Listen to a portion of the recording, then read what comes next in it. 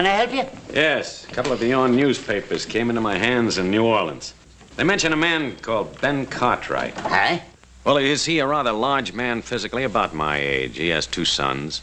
3 of them. 3. What do you want him for? I'm Joe Cartwright. Your father and I have urgent business together. Where is he? Well, he's out of town right now. What kind of business? Out of town where? At Silver City. At a reception they're giving in his honor. Look at this. A whole newspaper story about him.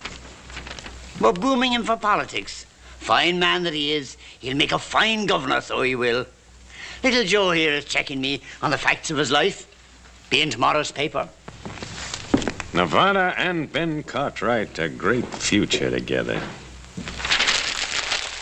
Well, I don't know about Nevada, but Ben Cartwright has no future.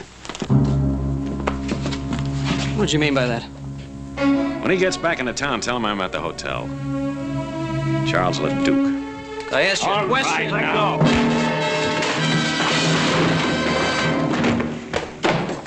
Now, look here. All right, now hold it, Cole.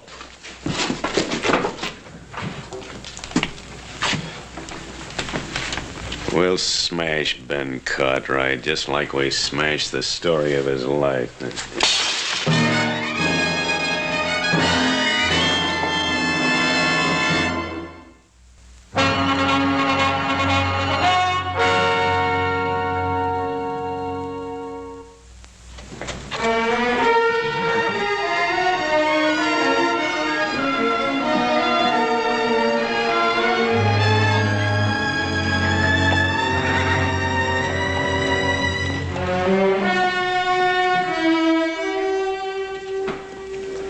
Hi, Jack. Joe Cartwright, how are you? What can I do for you? Listen, you got a fellow named Charles LeDuc registered here? Yeah? Oh, what room is he in? You got anything to do with that? Yeah, maybe. 218. All right, thanks. Hey, Joe. That's good news, isn't it? I mean, about your father running for governor. Yeah, it's just fine, Jack.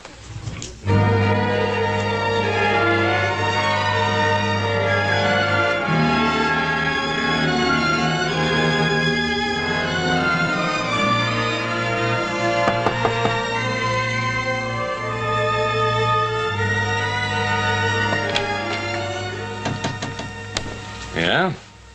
All right, where's that man of yours, the one that hit me? I'm sorry about that, son. Why don't you come on in?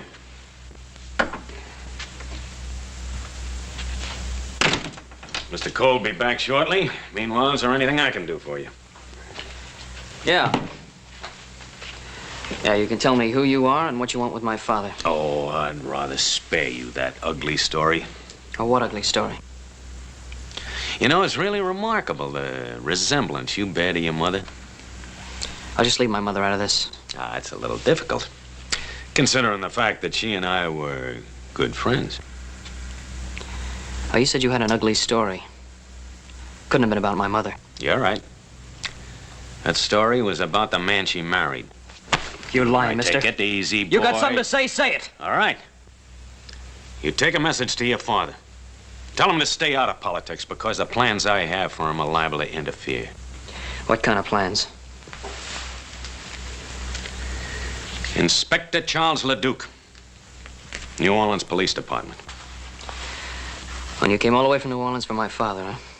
2,000 miles and 20 years. Oh, well, I don't believe you, mister. Go tell your father, see if he believes me. I'm gonna tell him. I'm gonna tell him that I'll be back for your friend. And in case you're curious, the charge is murder.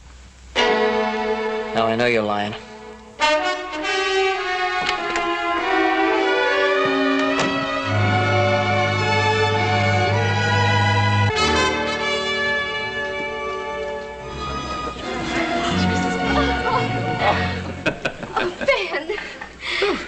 I must tell you, it's unusual in these parts for a man to be so graceful on the dance floor. Well, I must tell you, I haven't danced in such a long time, but so lovely a partner would make any man graceful. Your compliments are as smooth as your dancing. I'm sure you learned both arts during your stay in New Orleans. Perhaps. Ah, Bob, Alice. Well, Adam. Louise, Your father is a most generous host. Well, it's not every day we can entertain the future governor. Adam's been telling me about his two brothers. It's a shame they can't be here tonight. Well, the Ponderosa demands a great deal of work. I know. And you're lucky to have 3 sons to do it. Too bad we have to leave tonight. But Pa's got to get around the territory so that people can get better acquainted with him. I think everyone in Nevada knows Ben Cartwright. Folks, your attention, please. You all know about the fuss everyone's been kicking up about making Nevada a state. So it's time we started thinking about our first governor. Someone who'll fight with all his heart for the future of Nevada. My friends, I give you an able man, a charitable man, a humble man. I give you Ben Cartwright of the Ponderosa. Come on, Ben, say something. Well, I'm deeply grateful.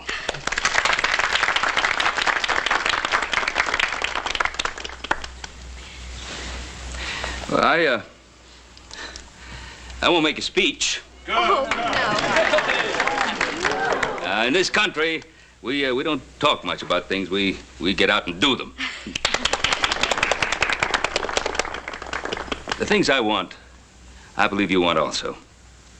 A free country where we can raise our families in safety under God. Now, Nevada is not yet a state.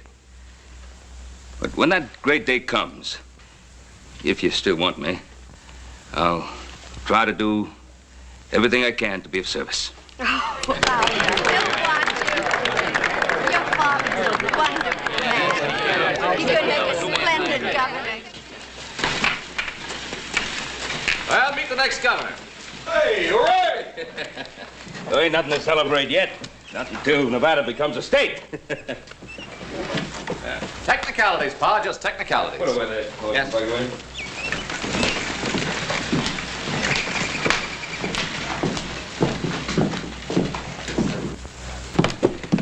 What's the matter with Joe? Well, Paul, you've had a long ride. Won't you go on up and get in some fresh clothes, and we'll have something to eat, and then we'll talk about it later. Sounds good. Pa? What? I don't think this can wait. What? There are a couple of strangers in town today. They came into the Territorial Enterprise. Made a few remarks about you I didn't like. Well, I imagine there are quite a few people. Well, what kind of remarks? Well, first I better tell you who they are. They say they're on the New Orleans police force. One of them's an inspector named LeDuc.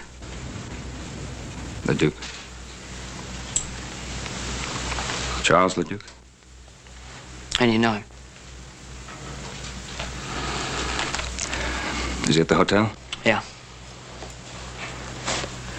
Settle my horse.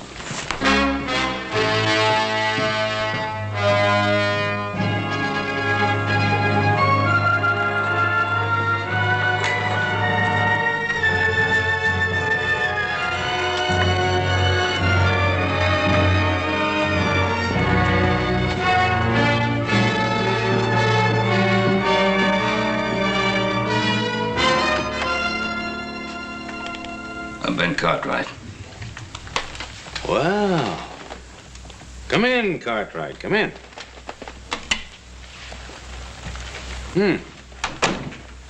Been 20 years. You haven't changed much. You remember me? Yes. I remember you. I understand you're a big man in these parts. They're even thinking of putting you up for political office, governor, isn't it?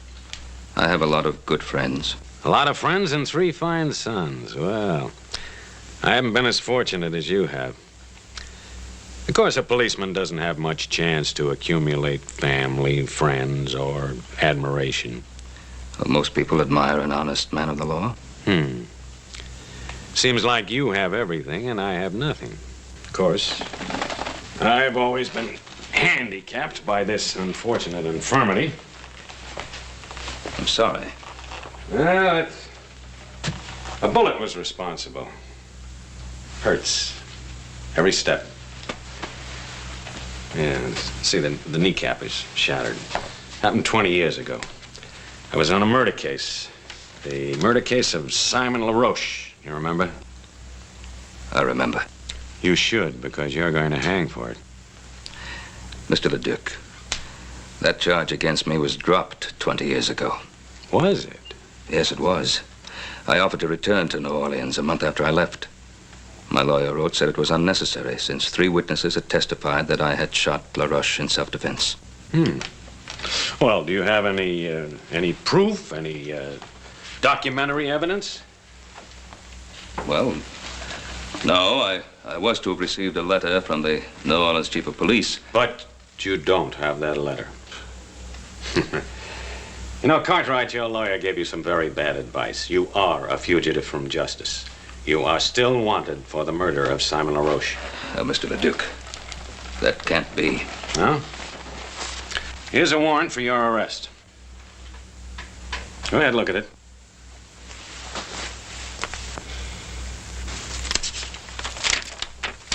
It's a true warrant. It's on the right paper, the right signatures, the right language. What more do you want? The right motive. What's yours? Do you remember a scuffle in the alley the night I came to arrest you? We had a fight. I knocked you down. You remember hearing a shot? Leduc, you were after me. You wanted to kill me. I wasn't armed. I ran. Yes, you ran. I followed you. In the dark, I fell and the bullet entered my leg. I'm sorry I didn't know that. I didn't look back. Well, you should have. Because it gave me a very special interest in your case. I started following you that night, crawling on my belly. And I'm going to continue to follow you until you hang. I can't hold myself responsible for what happened to you that night. You're going back to New Orleans with me and stand trial. This warrant of yours is of no value out here, you know. You know, if you're innocent, I think you'd be anxious to go back and clear your name. My name is clear. What do you think your name would be worth if people found out about your wife and Simon LaRoche, Governor Cartwright? Cartwright, before I'm through, you're gonna beg me to take you back to New Orleans. You don't believe that, do you? I swear it.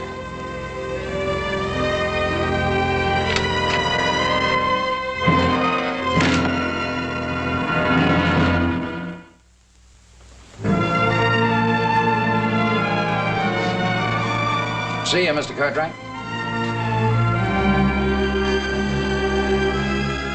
That's Ben Cartwright. Gonna be first governor of Nevada when she becomes a state.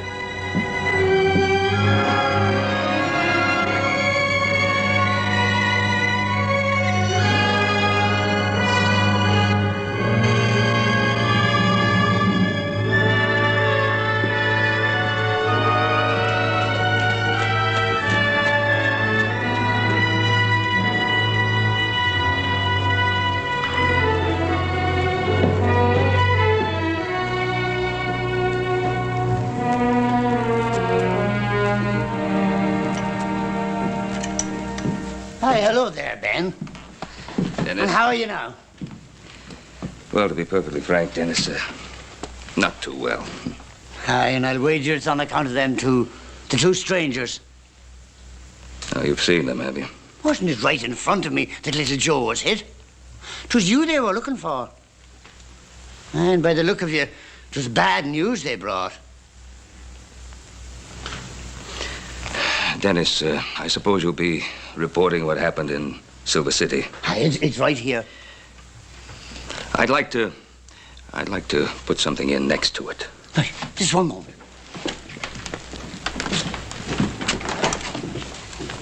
Ready now. To all of my friends in Nevada, my deepest appreciation for the way you've honored me.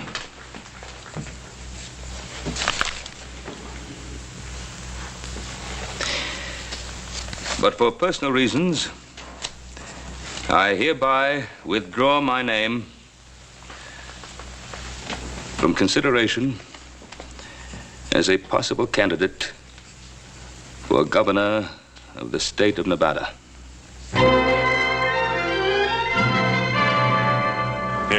Take a look at that. So he's withdrawing his name. Uh-huh. Seems like you've already begun to reach him. Yes, sir. Things are beginning to fall right into line. But for personal reasons, I hereby withdraw my name from consideration as a possible candidate for governor of the state of Nevada. But, Father, there was no reason to withdraw, not yet. I didn't want to, Adam. Believe me, I didn't want to. Why then, Paul? Well, you just can't leave your friends out on a limb waiting to be sawed off. Your friends would have stuck by you. You mean they'd have been dragged down with me? On a political campaign, if there's just one weak spot, one breath of scandal, your opponents find it and use it to destroy you. But, Paul, if you were clear of them charges... If. It would take weeks to get word back from New Orleans. If I remained a political candidate all that time, our names would be dragged through every pigsty in the state. Pa, you're not telling us everything. It's not like you to run out of New Orleans now without the tribe. It's the only thing I've ever kept from you, isn't it? It's one thing you can still keep if you want to. No. It's been too long already. Truth is something that always comes back at you, doesn't it? Joe, I've told you a great deal about your mother. You never really knew her. She was a wonderful woman, beautiful, slender, delicate, gentle. Treated Adam and Hoss like they were her own. She was like an angel to everyone that ever came into contact with her. And then this man, this LaRoche, Simon LaRoche, came into our lives. The man I killed. Why'd you have to kill him? Your mother came from a certain notorious section of New Orleans. A section the sailors called the Flats. Pa, what difference does it make where she came from? No difference, not to me.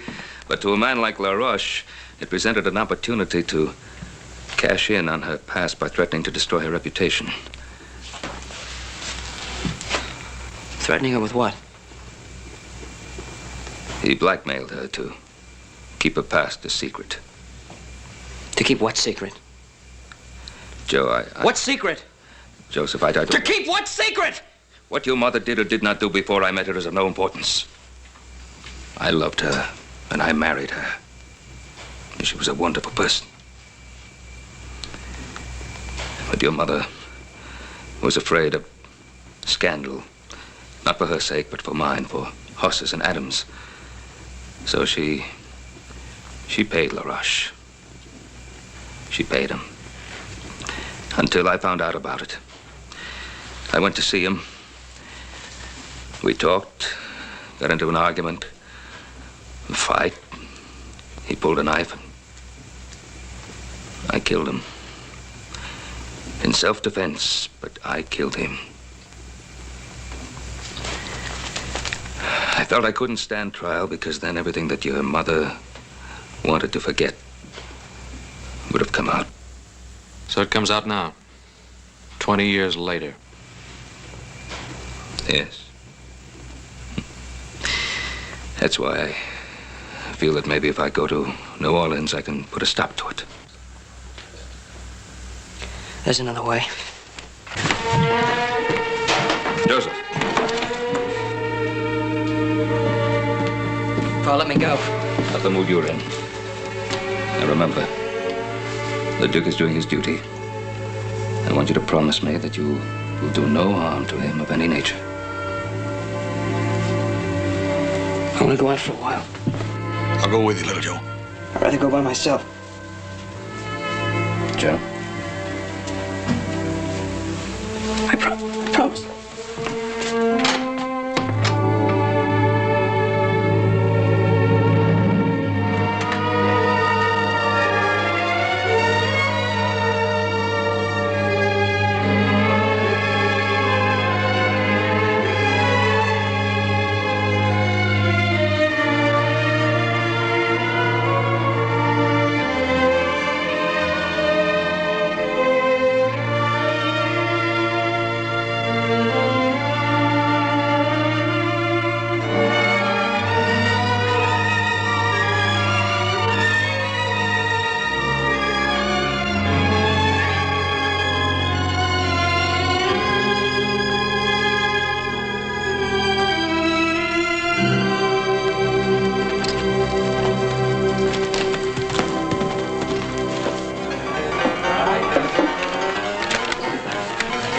Ben looks kind of lonely. Well, hello there, cutie. Hey, what's your name? Dixie? Oh, that's a pretty name. Say, how'd you like to come over to the hotel tonight and have supper with me? Oh, that would be nice. Is that all right with you, Inspector? Go right ahead. You look like you could be fun, Mr. His name is Charles. Charlie, huh? Charlie, bet you I could get you out of that lonesome mood. I like being alone. I have a lot to think of. Think! You're wasting time. Mister, it's against the law to be alone in Virginia City. I think I could like you. Child, if you got to know me, you'd hate me. Hey, why is he so hard to get to? He's got his reasons. With that leg and all, I feel kind of sorry for him. Here, have a drink. What about your friend? Friend? He's not my friend, he's my boss. It's my job to look after him.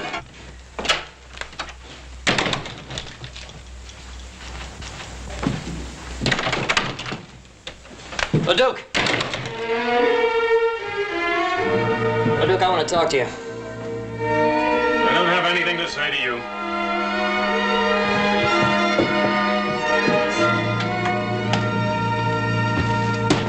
I said I want to talk to you, LeDuc. And I told you I don't have anything to say to you. My pa told us the whole story. When you say the whole story, I figure you mean the part about your mother, too. I'm warning you, keep my mother's name out of your filthy mouth.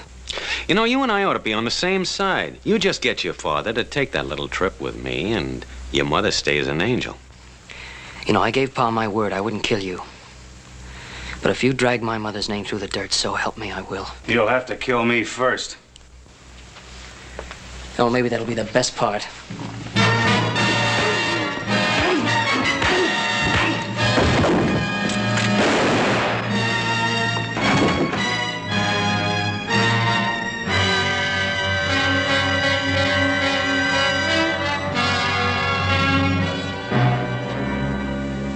He's dead.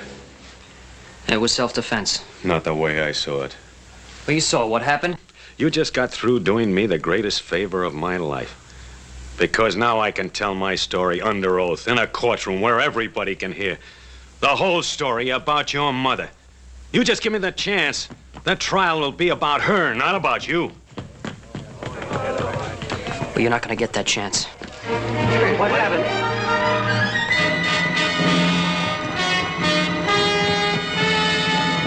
Go on, get the sheriff. Young Cartwright just shot this man down in cold blood.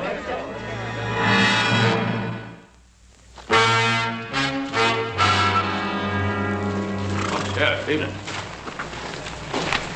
Anything wrong? I'm afraid so, Ben. We're looking for Little Joe. Little Joe? You ain't gonna like this. He shot a fellow in Virginia City. Killed him. Oh, no, Sheriff.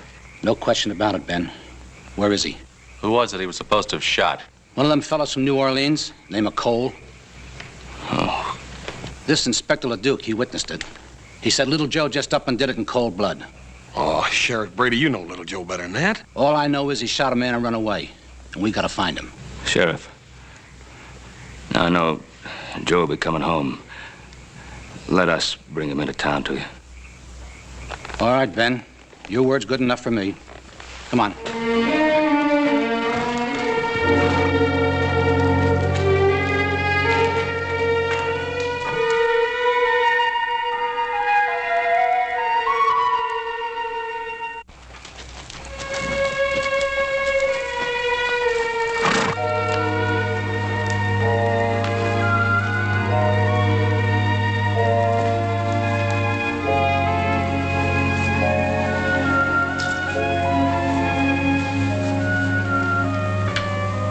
I was hoping I'd find you here.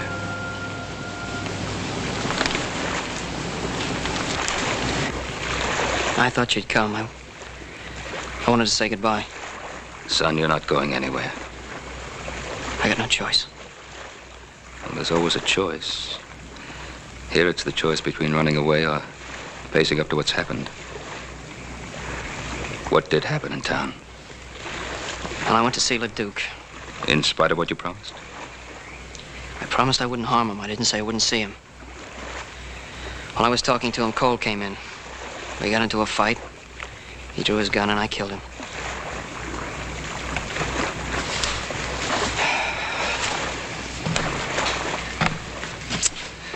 Trouble is, the sheriff's wondering why you ran away. I had a lot of choice with Inspector LeDuc, the only witness. Well, it's your word against his. People of Virginia City know you, and I know they trust you. Pa, that's not the point. Well, what is the point? LeDuc told me what he'd do at the trial. He said he'd get up in front of that whole town and tell all those dirty lies about my mother. You were running away to protect your mother's name? Is that it? Yes, that's it.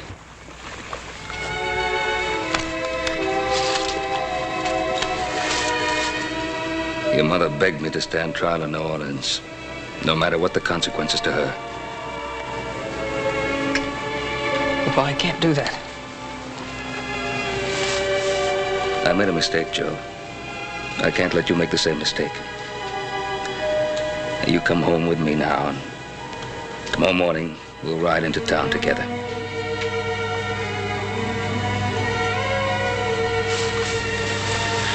Son, you've always trusted me. And running away will ruin your life. And it won't help her. Come home.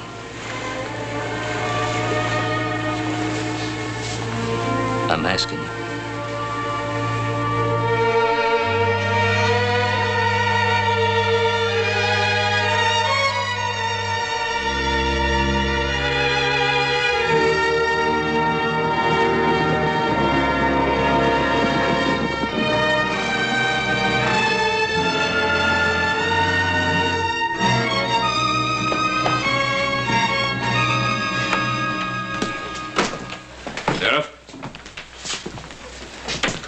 Brought to you a prisoner. Thanks, Ben.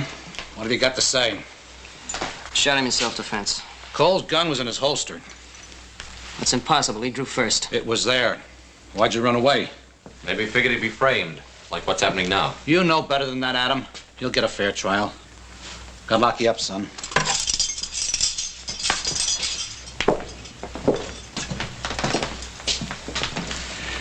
You boys wait here. I'll be back in a few minutes.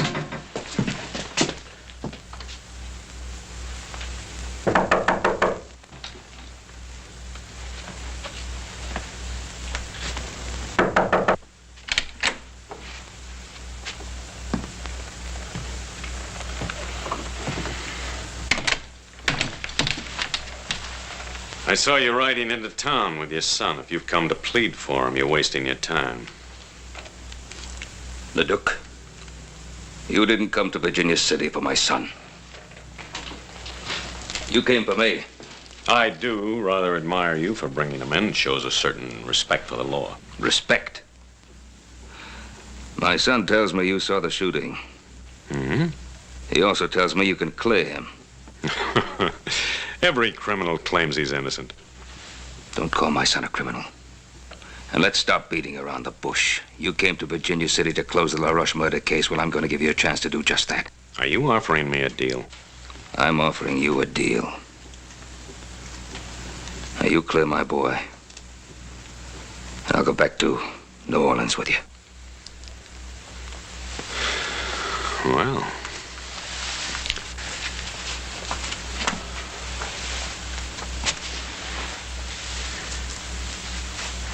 Well, I don't know, though. You're asking me to perjure myself. I'm an officer of the law. The truth isn't open to whim. But, now suppose I do make this compromise. Would you return with me unarmed? Yes. And alone? Just you and me? On horse? Yes, I would. And would you give me your promise, your word, that you'd make no attempt to escape? I'll give you my word. How long would it take you to get horses and provisions ready? An hour? Making an hour and a half. I'll have time to get outfitted. I'll meet you at the jail and clear your son. We'll leave directly from there. And Cartwright, you should feel relieved. Every criminal always is who finally surrenders himself to justice.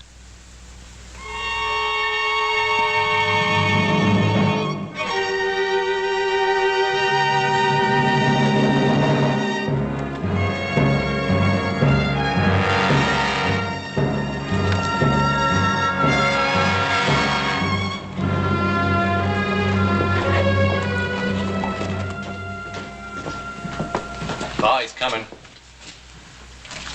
Pa, who's coming? Inspector LeDuc.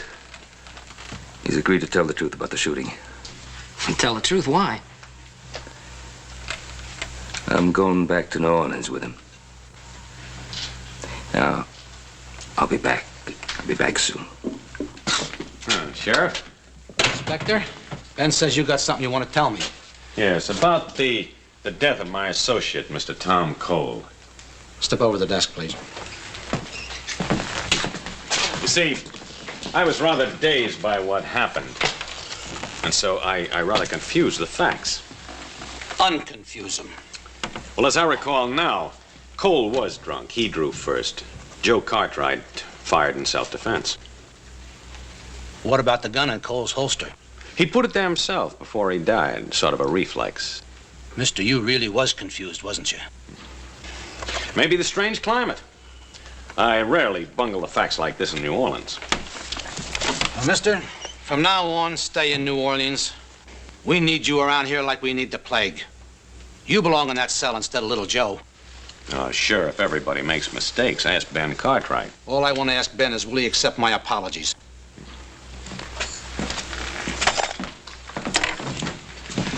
Thank you, Sheriff. Don't let little Joe out of his cell until I'm well away. Why not? Where are you going? Just do me the favor. See you when I get back.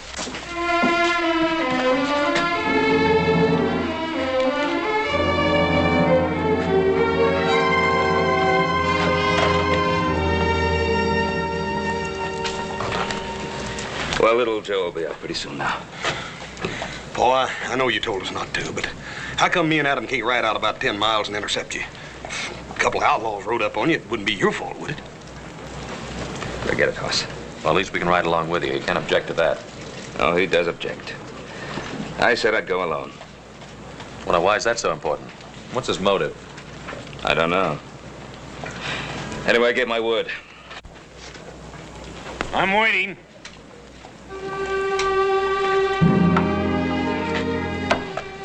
Adam.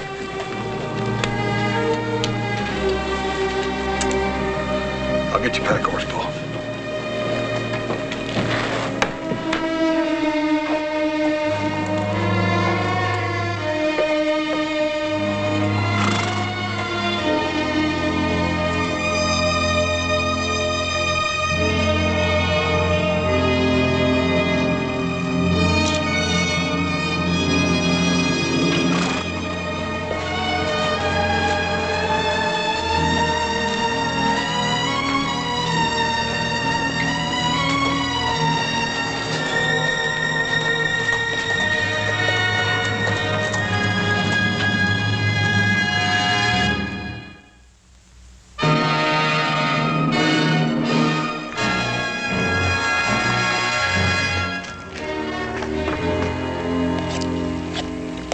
You're not a bad cook. You know, reminds me something happened recently. There was a case where a condemned man wanted to cook his own last meal. And then he didn't have time to eat it. So I did. You know, it was very good. I'm sure it was. LeDuc, why did you wait 20 years to come after me? I'm an officer of the law. I'm subject to the orders of my superiors. I just can't believe that your superiors suddenly decided after 20 years that I should be brought back. Well, I made that decision myself, because I had to become an inspector before I could do so. The fact that it took 20 years is your fault, not mine. My fault? Yes, I've already told you. A man with a physical handicap doesn't rise fast in police work. I told you before, I don't hold myself responsible for that accident. It was an accident. It happened in the line of duty. Now, when you became a police officer, you must have figured that you'd have to take certain risks. Well, strangely enough, I used to use those same arguments with myself. I knew that my hatred of you might become an obsession. I wanted to control it. I wish you'd been successful. Oh, I was for a while. But then as I watched inferior men being promoted over my head, I began to wonder whether I wasn't being too charitable in my thoughts about you. Is that when you started to think about vengeance instead of justice? Well, didn't I have it coming to me after all the misery you've caused me? I don't believe that any man is justified in using a badge to satisfy his personal hatreds. You're so cold-blooded in your thinking, Cartwright. No, I've hated men in my time. But I've been able to control myself and not allow that hatred to influence my life. Oh, why not? You're a rich man. You have sons. You've loved women and been loved by them.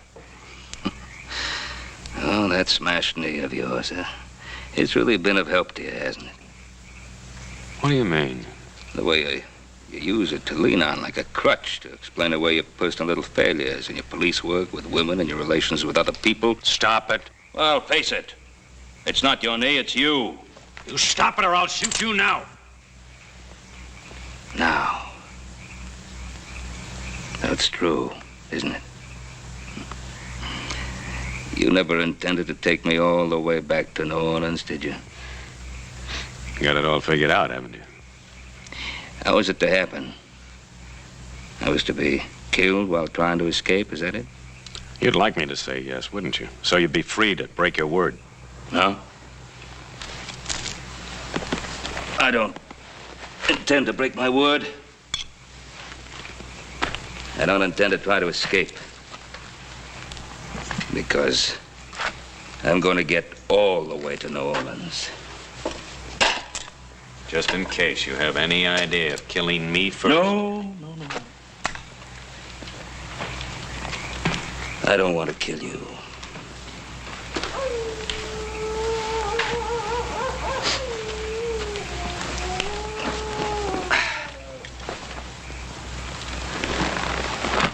Good night. I'm not going to sleep tonight, Ben Cartwright. I'm not going to sleep any night while you're alive.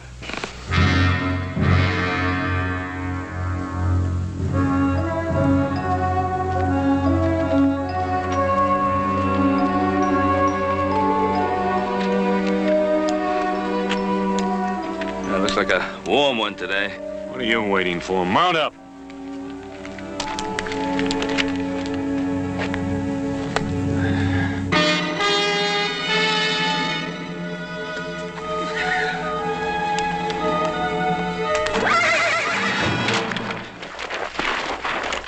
Get away from me!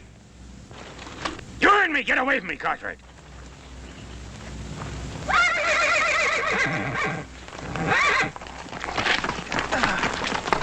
I think I'll put a bullet through your leg, so you'll know how it feels.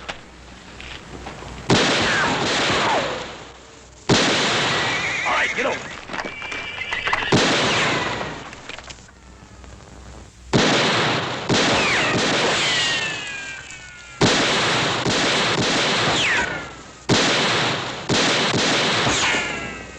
Do you have another gun? This'll do it.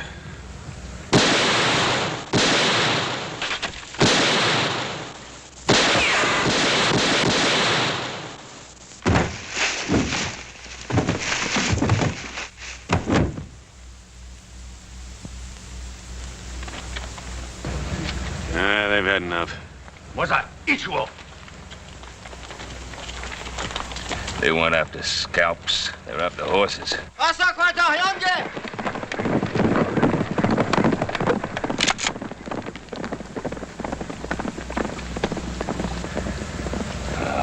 How far is the nearest settlement?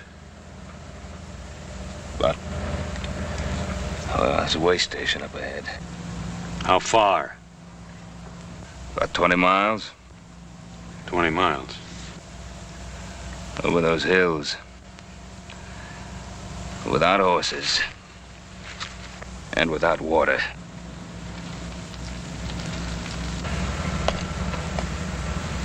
Come on.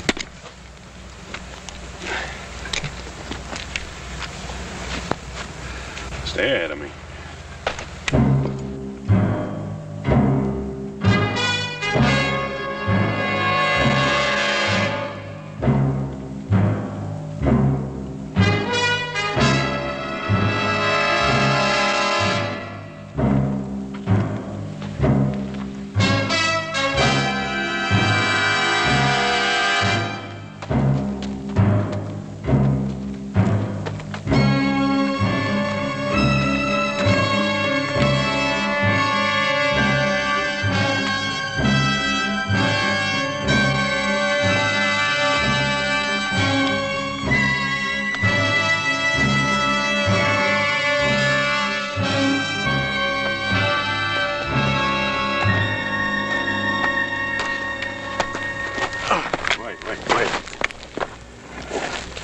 Let's rest a while.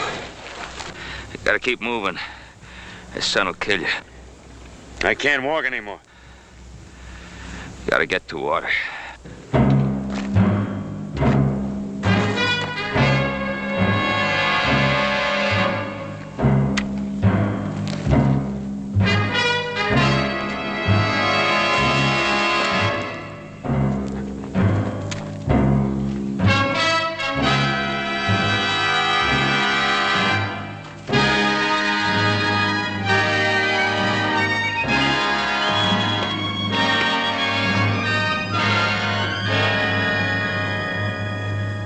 Let me help you.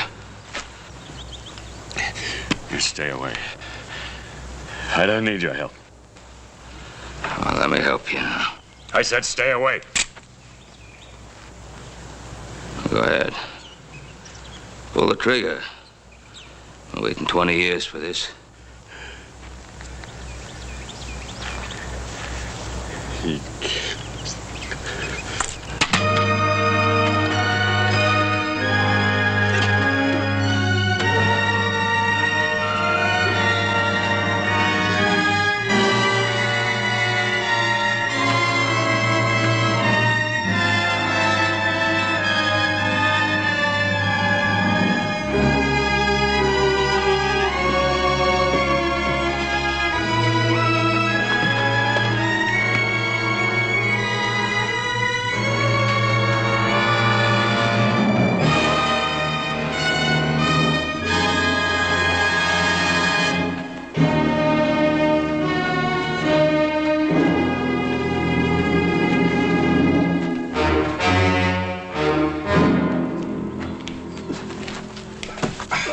Let me get him some water.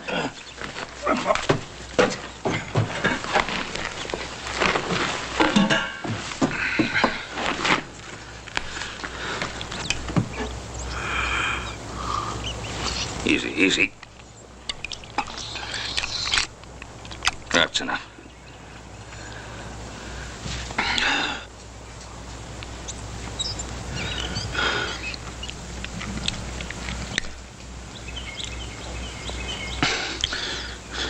You brought me in.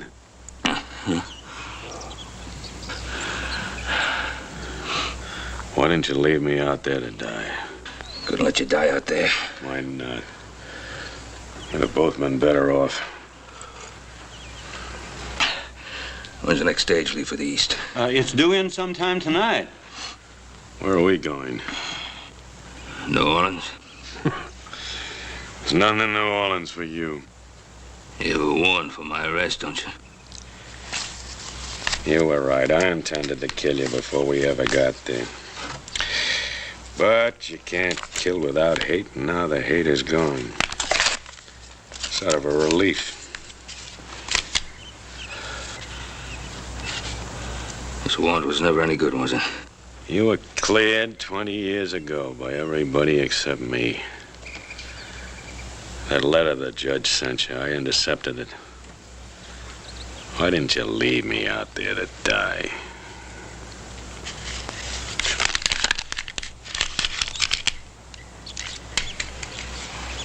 Can you rustle up some food for a couple of hungry men? Him too? We come in here together, didn't we? You betcha, mister. Just give me a couple of minutes. Well, let's wash up. Give me a hand.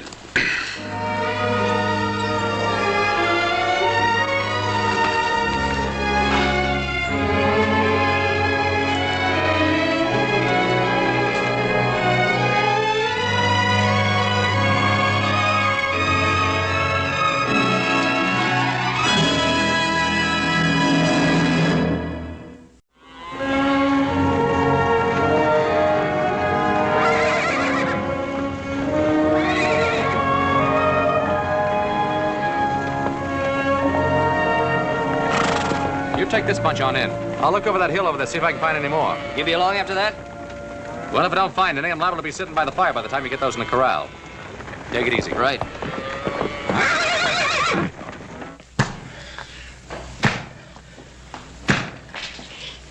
You'll never get that thing off. Why don't you quit?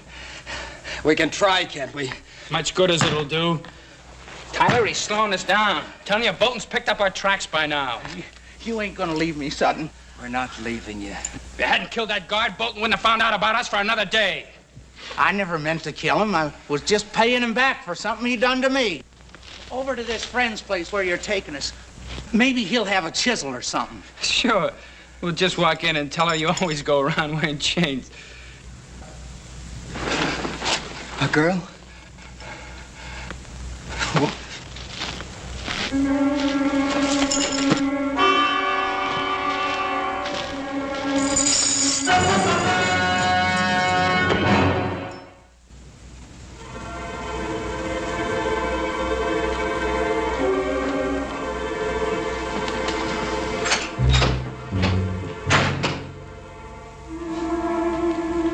I always knew you were good for something, brother, but I never figured to be making houses out of cards.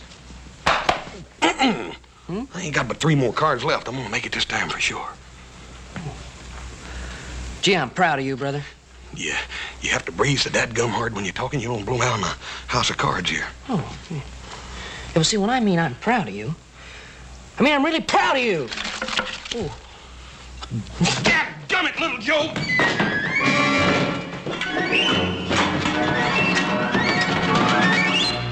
How are you? Oh, it's nippy out there. Yeah. Oh, did you collect them strays? Huh? Yeah. I got a couple of them, and I checked them right off on the tote sheet. Good. Oh. Haven't get back too? No, but he said he'd be right along. Good. Sit down, Pa. Glad to see you. Huh? You boys were riding the line out by the old ranch, weren't you, little Joe? Maybe Adam just decided to go by and pay Miss Netta a visit, Paul. You know, I wish one of you boys had sparked to Miss Netta. She's a fine girl. She's a handsome one, too. Hey, Paul. What about little Joe? Don't you think he'd make a nice husband for Miss Netta? And you could arrange it, too, couldn't you, Paul? That's not a bad idea. Hey, look, you're kidding. I don't want to get married, Pa. Oh, she's a pretty girl, isn't she?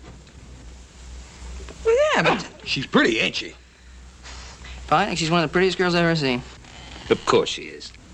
And she's got the makings of one of the finest little horse ranches in this country, ain't she, Paul? She certainly has. It's all paid for and clear, little Joe. Yeah, well, I don't care. I just don't feel like getting married. Well, not for a couple of days, anyway. You know, Hoss, I think he's going to change his mind. I'm sure he will, Paul. And when he does, we're going to all be real proud of him. Yeah, it must be Adam. Sounds like more than one to me, Paul. Detail, halt. Soldiers. Oh, that's strange.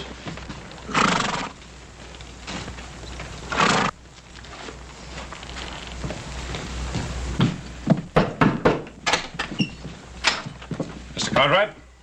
Yes, that's right. Detail, dismount. Stand to your horses. Captain James Bolton, Provisional Barracks, Fort Dayton. Well, Captain. Oh, please, come in. These are my sons, Hoss and Little Joe. How are you, Captain? Well, Captain, I suppose you must have your hands pretty full these days, what with the Indian uprisings and all. Oh, please, sit down. Fort Dayton is a casuals post. What's that? Place for troops deemed not fit for line duty. Well, the least we could do is get your men some coffee. It's pretty cold out there today. Hoss, see that Hobson get some coffee out to the men. Yes, sir. Hold that. My men are on duty. Well, I ain't on duty, Captain. You want some coffee? No. I'm trailing 3 deserters that escaped from my stockade. Well, Captain, do you think they headed up this way? The trail led to your land. Well, as I was riding the fence all morning, I didn't say anything. How about you, Hoss? Nope. No sign of tracks, campfire, trampled down brush? I didn't see anything. Now, that's odd. Well, Captain, I don't see why that should be so odd. We have a pretty big piece of land here. 3 men could very easily lose themselves on it. Perhaps. Who else is in the house with you now? Up Sing, our cook. Our captain. Now, surely you don't think that those 3 men are hiding in this house? It's not within my province to think one way or the other, Mr. Cartwright. Then let me set you straight, Captain. Those men are not here. Then you'll have no objection to my men searching the area. Captain! I just told you. Those men are not in this house. Let me state the situation very precisely for you, Mr. Cartwright. We know that those 3 men came to this general area. It is also quite obvious they cannot evade detection without some outside help. Now, anyone aiding them in any way will be charged with and tried for obstructing military justice. Hoss, will you be good enough to show the captain out? You betcha, Paul. Captain, we've got a man out here, Captain.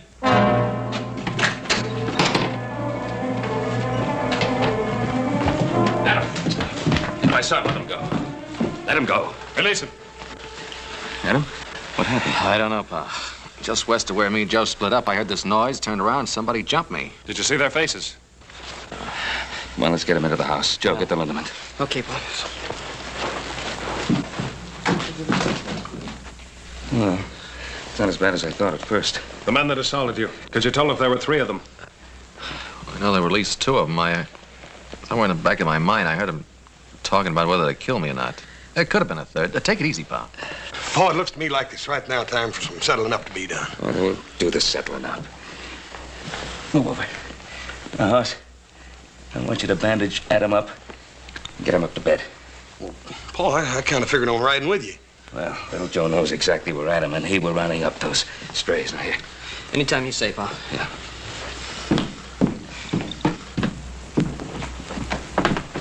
These are the men I'm after. They belong to me. I think there's something we better straighten out, Captain. This is my land you're on, and that's my son who's been ambushed. Now, if you want to ride along, fine. But you ride where I say, and you ride behind me. Otherwise, take your men and get off the Ponderosa. And if they are the men I'm after? Joseph?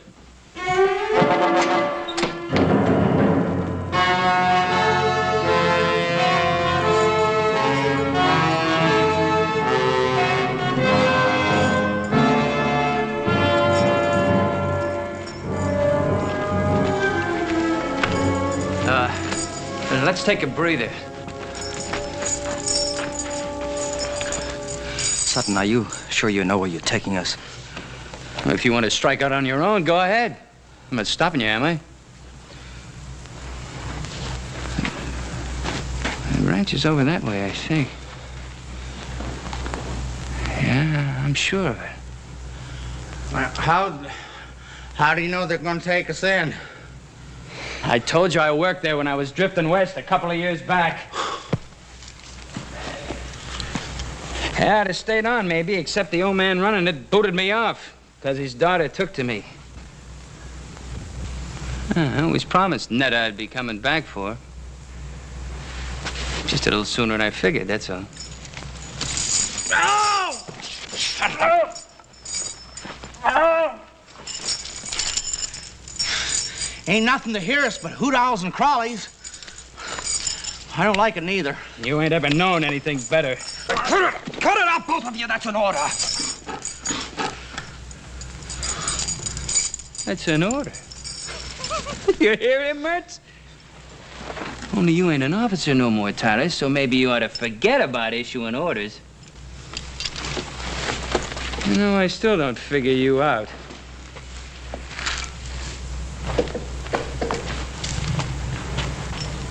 Mertz here was facing the gallows. Me, I still had 5 years left to serve. Hey, this cave, it's a pretty good place to hole up. And you had about 6 months to do and you'd have been free. So why risk your neck breaking out? My reasons don't concern you. Maybe. Maybe not. Look, you two hole up here. I'll go see if it's clear at the girl's place. I'll just go with you if you don't mind. All right, but not him. Netta scare off. She sees him parading up in them chains. You gonna leave me? Yeah. He's right. You lie low here till we get some other clothes and something to pry those chains off with. You coming back for sure? You give me your Bible word? You have my word. Well, if you're coming, let's get moving.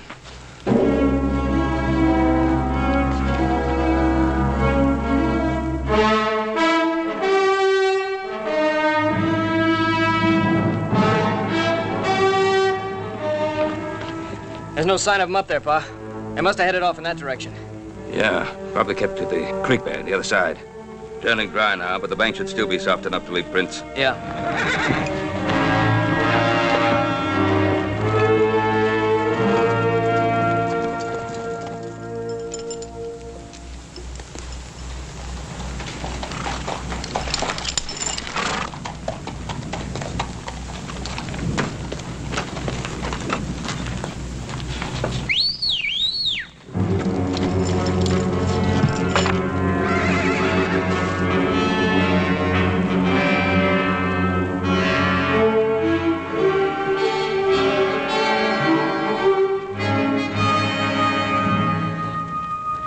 Yeah, somebody came through here, Pa.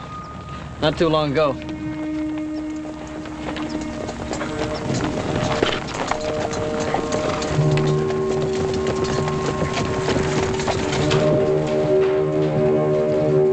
Hold it. Here they are again.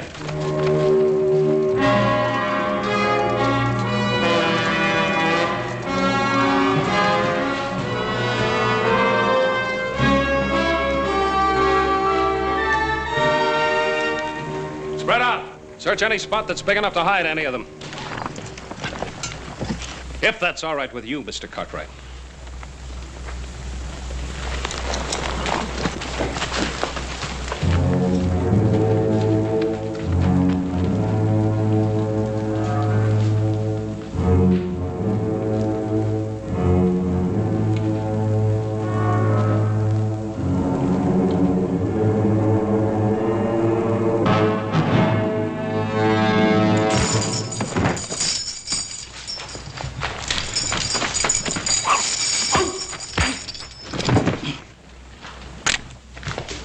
Put up your gun, Captain.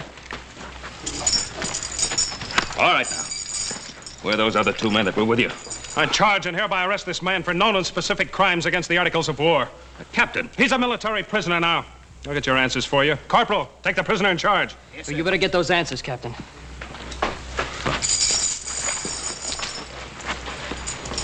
All right, Mertz. Where are the other 2? You put a blotch on my record, Mertz, and I intend to erase it. Where are they? I don't know. We split off. That's the truth, mister. I swear it.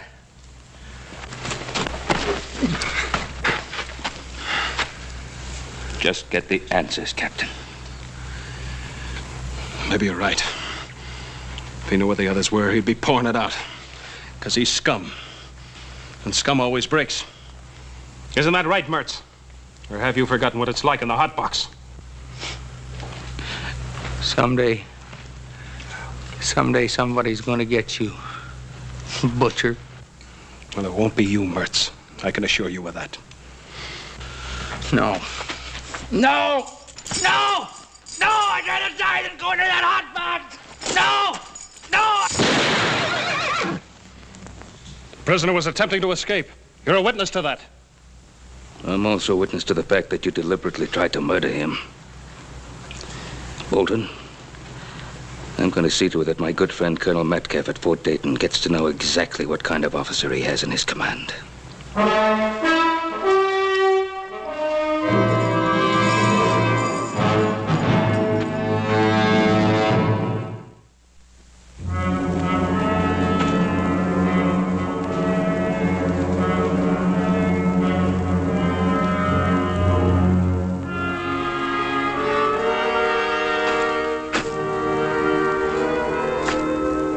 Nice ranch.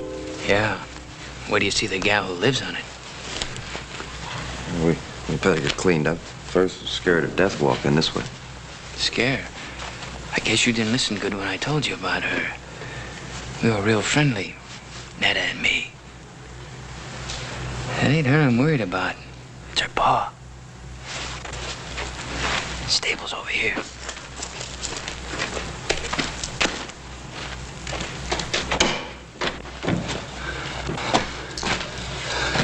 Don't close the door so we can hear if anyone's coming. Hey, there's what we want.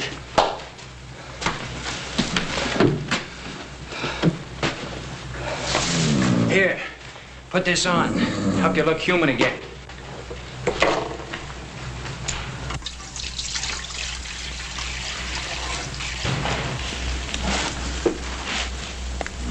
Good-looking colt. His mother must have died. He needs care. This is a fine time to be fussing over horses.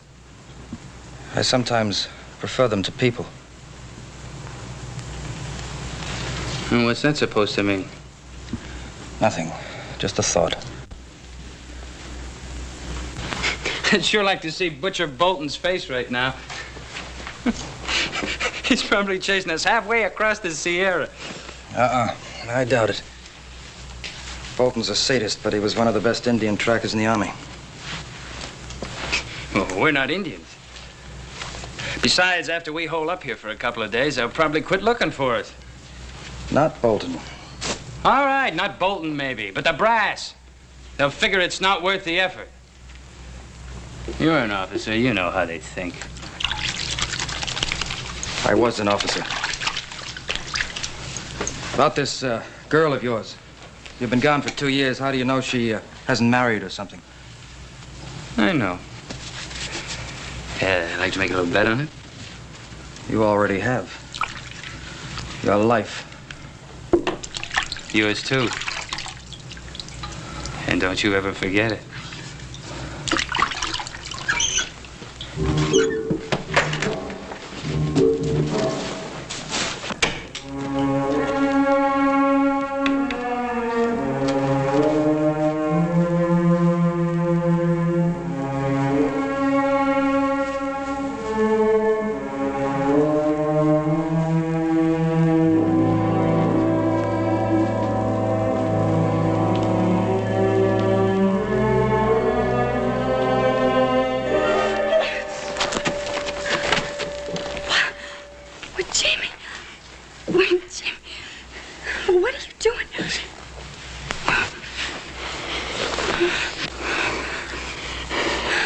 I told you I'd be coming back. I thought you'd forgotten me. Netta, you think I could ever forget you? Oh, Tyler, come here. This is my partner. I've been telling him all about you. Now he can see everything I said was true. Tyler, ain't she a beauty? Sutton, you never even got close. It's a pleasure to meet you, Miss.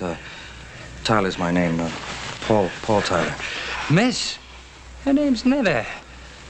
Call her Netta. How do you do? Are you in the Army with Jimmy? No, not exactly. Well, you see, Netta, I left the Army some time back. Tyler and me been doing a little prospecting. Oh. Well, why didn't you just come right on up to the house? What are you doing out here? Oh, we were covered with trail dirt. We wanted to wash up a bit before we barged in on you. Now, was that fair? You get all prettied up and... Well, just look at me. Oh, honey, you're wonderful. Just beautiful. I'm going to take a walk outside. Wait a minute, Tyler. Your pa's up in the house, I guess, huh? Oh, well, Jimmy, Pa died over a year ago. Oh, that's a real shame. I'm sure sorry, honey. Who's taking care of the place? Oh, I've a hired hand, Charlie. He's in town for a week. That's awful. You're being alone like this, honey.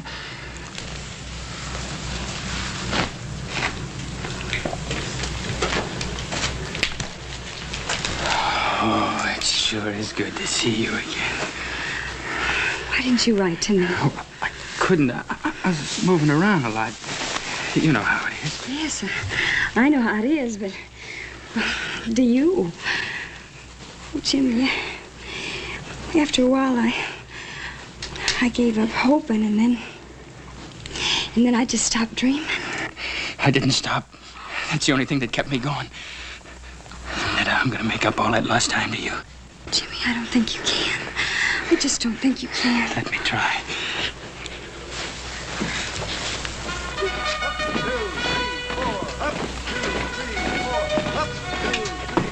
Ben, I've known you for a long time.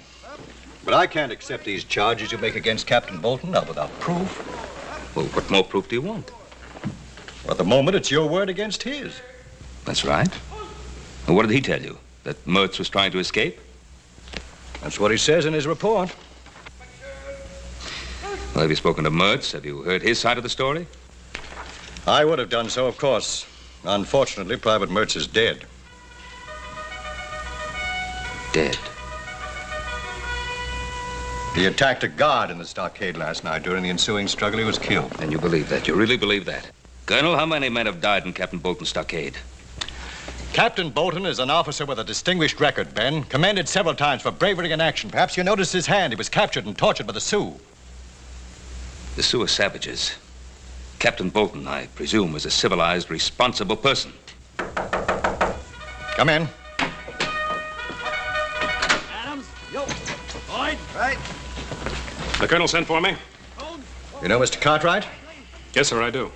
Captain Bolton, Mr. Cartwright has made certain charges against you. I thought you should be here to defend yourself. I'm aware of Mr. Cartwright's charges. I'm sure the colonel knows my behavior has been and always will be strictly according to Army regulations. Colonel, I've never heard of any Army regulations that cover the killing of prisoners. Mr. Cartwright, maybe you don't know whom you're defending. Private Mertz killed a fellow soldier in a brawl over a card game. As for Sutton, he attempted an armed robbery of an Army payroll. Ben, this is a casuals post. I don't know whether you realize that it's made up of outcasts and misfits. They're still men. And as such, they're entitled to certain minimum standards of treatment. Ben, I respect your opinion and your judgment, but this is the Army, and I have to stand behind Captain Bolton. Yes. Yes. I understand. Good day, Colonel. Good day, Ben. Thank you, sir. Captain, I chose my words carefully in front of Mr. Cartwright. But your conduct has been brought into question. If there's the slightest indication of any transgression of regulations on your part, I'll see that you're investigated. And if the facts so warrant, court-martialed. Is that understood? Yes, sir. That's all. With the colonel's permission, I beg leave to return to the Ponderosa with a detail of men. Well, that's private land. We can't search it without permission of the owner. Or an order from a civilian court. I have already obtained the required court order from the Federal District Court of this territory. Request granted.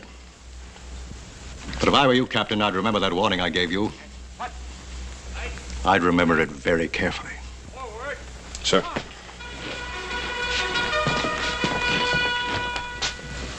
That was great, honey. Nothing like a good meal to make a man feel like he belonged. Thank you.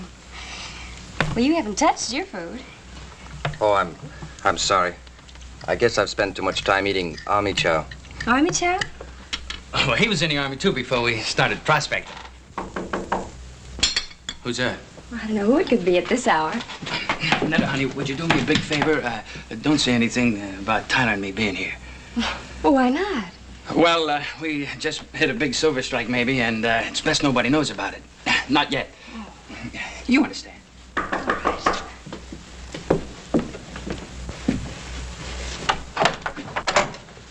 Well, good morning, Hoss. Morning, ma'am. You sure do look nice in your new dress and all. Thank you. Ma'am, I don't want to worry you none, but Paul thought you ought to know about it. There's some Army prisoners loose.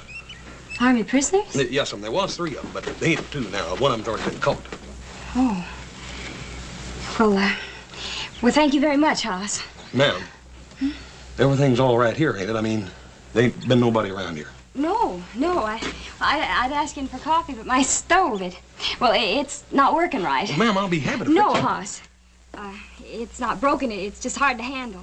But thank you very much, Hoss. Ma'am, you right sure everything's all right? Yes, Hoss. Morning.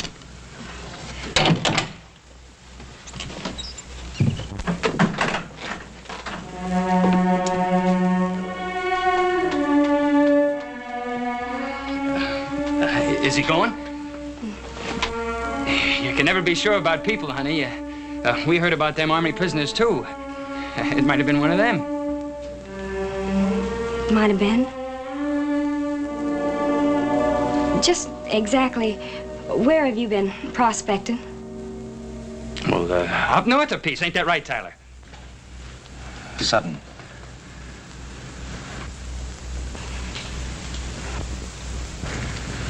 Yeah. Yeah, I guess it is, if you say so. Sure, it's right. What's got into you? Jimmy? Is it you they're looking for? Is it? I guess it is. But I was framed. Honey, you know me, I was wild, but I never did anything dishonest. And I tried to serve out my time. But you don't know what that stockade was like. Beatings, starvation. There was a captain, got his fun by kicking us around. You know what happened to him? He was in a sweatbox for 3 weeks. When they brought him out, he was almost dead. Tell her! Tell her! Yeah, that part's true. Why didn't you tell me all this last night? I was going to. I was afraid. Of me? You were afraid of me? That's what Captain Bolton does to you. It makes you feel like an animal all the time, and you're scared. That if you love me, you help us. What can I do? Hide us out. Oh, Sutton. Why do you have to drag her into this? Why don't we just get out where we can? To where? They got Mertz. That means Bolton thinks we're heading out of here. We're going to stay here. It's our only chance. Yes, you can stay here. Both of you. I want you to. I knew I could count on you. Thank you, Miss Nutter. Oh, I don't know, Paul. She seemed all right. It was just that she was kind of nervous like or something. You mean by her not letting you in the place? Well, that and it was just a feeling I got. I don't know how to explain it. If I didn't know Miss Nutter better, I'd think she was trying to get rid of me or something. Well, if things didn't seem right, why don't you have a good look around the place? I kicked myself all the way home for not doing just that, little brother. I think we'd all better take a good look around that place. Suits me fine. I'm getting tired of being an invalid. Adam, I'd rather you stayed home. Oh, Pa. Oh, what? With Captain Bolton and those deserters still in the area? Can't leave the house unguarded. All right, I'll hold the fort.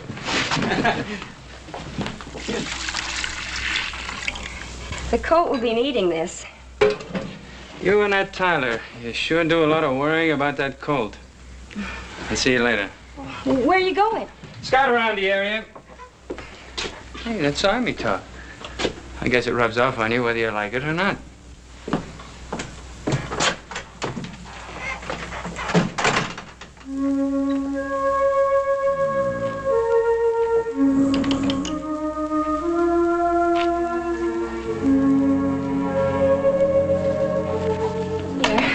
Brought him some milk. He needs it. Is it warm? I think it's just right. Come on, little fella. Drink some milk. Drink it. Poor substitute for your mama, huh?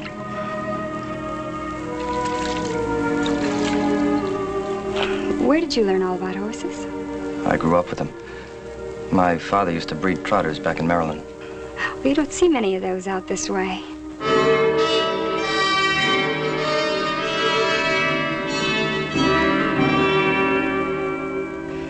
I love to watch them, the way they move.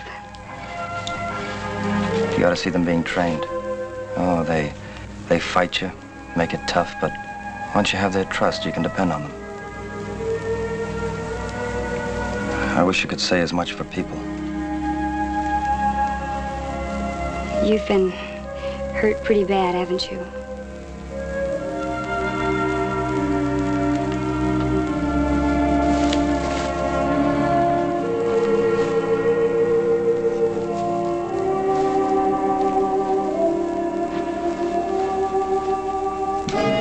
Paul, there's something a little funny about this. I don't believe she left here without locking up, do you? I don't know. You fellas take a look out back. I'm going to look in the stable. Right, Pop. You know, I get a funny feeling about you. Like you don't care whether you get away or not.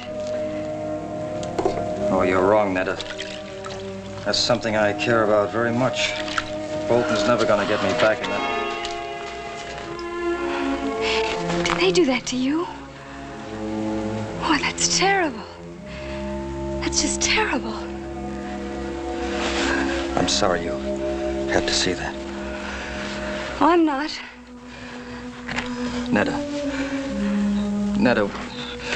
don't worry about me. I'm not worth it. I haven't known you very long, but I think you are.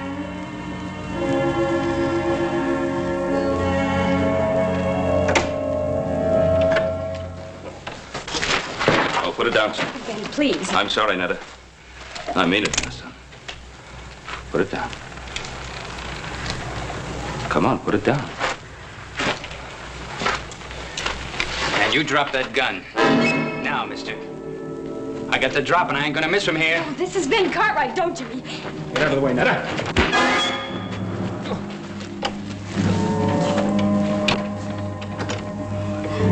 Great work, pal. What's great about it? I might have killed him. Will he be all right? I hope so. I hit him hard. Too hard. Ben Cartwright, huh? The way he was talking. He knows who we are, doesn't he? I'm afraid he does. Nothing to be afraid of. His hard luck, not ours. Netta, get away from him. No. Get away from him. It's him or Daddy. us. Put it down, son.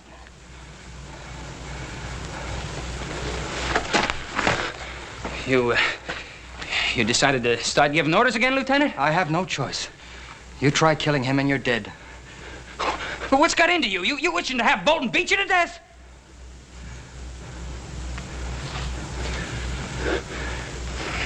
All right. But we gotta get out of here before he comes to. Where are you gonna go? Do you have another friend? All right, stay here.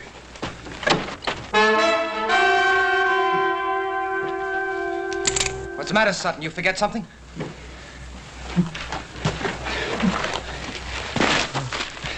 Netta, I can't leave you. Not with all the plans made for us. You and me, honey, we're gonna make a great pair. Are we, Jimmy? Drop 'em, boys. Drop 'em. Right, get up. Move. Move over. Come on, get over there. You all right, Paul? Yeah, I guess so. That was quite a wallop, young man. What are you after? Give us a break. You can help us get out of the territory, but give us a break, that's all. Mister, you turn us back there and they're gonna kill us. Yes, I saw the scars they got in the stockade. Please, Ben, can't you help them? That it's an army matter. It's out of my hands. Well, what if one of them was your son, Hoss, or little Joe? Please, you gotta help them. If they were my sons, I think I'd ask them to give themselves up. To the mercies of a Captain Bolton?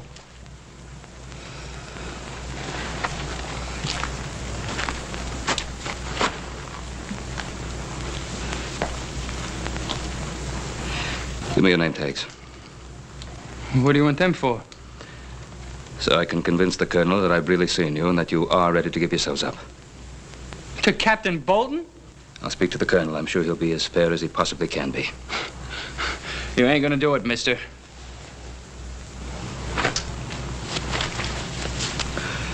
Do we have any choice? One thing, Mr. Cartwright. If Bolton comes for us, no matter what it takes, I'm not going back.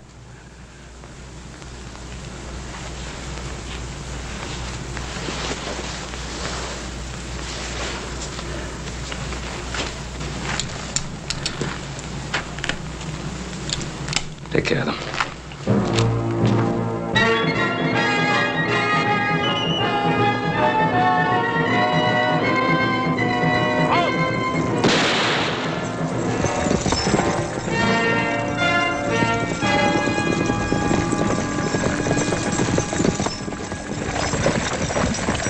Dismount. I'm taking you into custody. On what grounds, Captain? For aiding and abetting the escape of an Army prisoner. Search him. Yes, sir. You're stepping over that line, Bolton. I'll be the judge of that.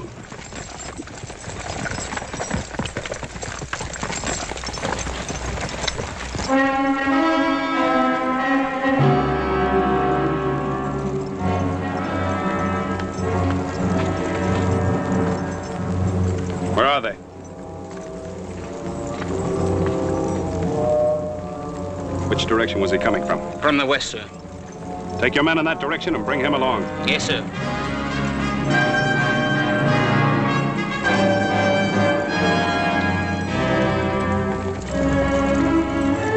Lead out.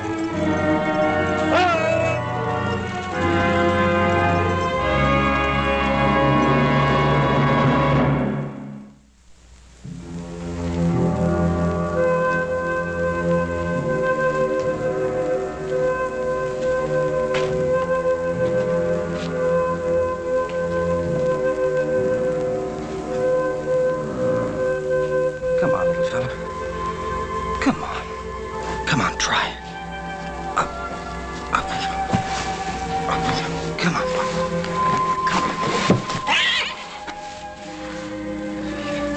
He's gonna make it. It's funny what a thin line separates things. Yesterday, I wouldn't have given him much of a chance. Sometimes it can be the same way with a man. Yesterday, I might not have thought you were worth saving. Well, what makes you think I am now?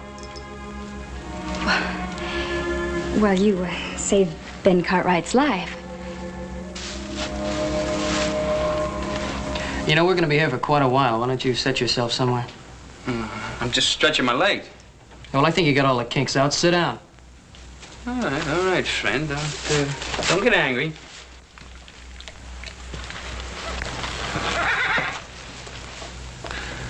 You think quite a bit of that colt, don't you? Why not? He needed my help, and in a way, I needed him. Mr. Tyler, you don't have to answer this unless you want to. What'd you do that got you into all this trouble?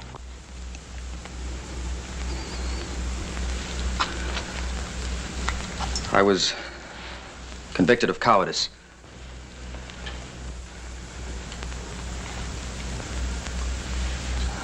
Oh, don't look so surprised. It's true. The actual charge read dereliction of duty, refusal to obey a command, and cowardice in battle.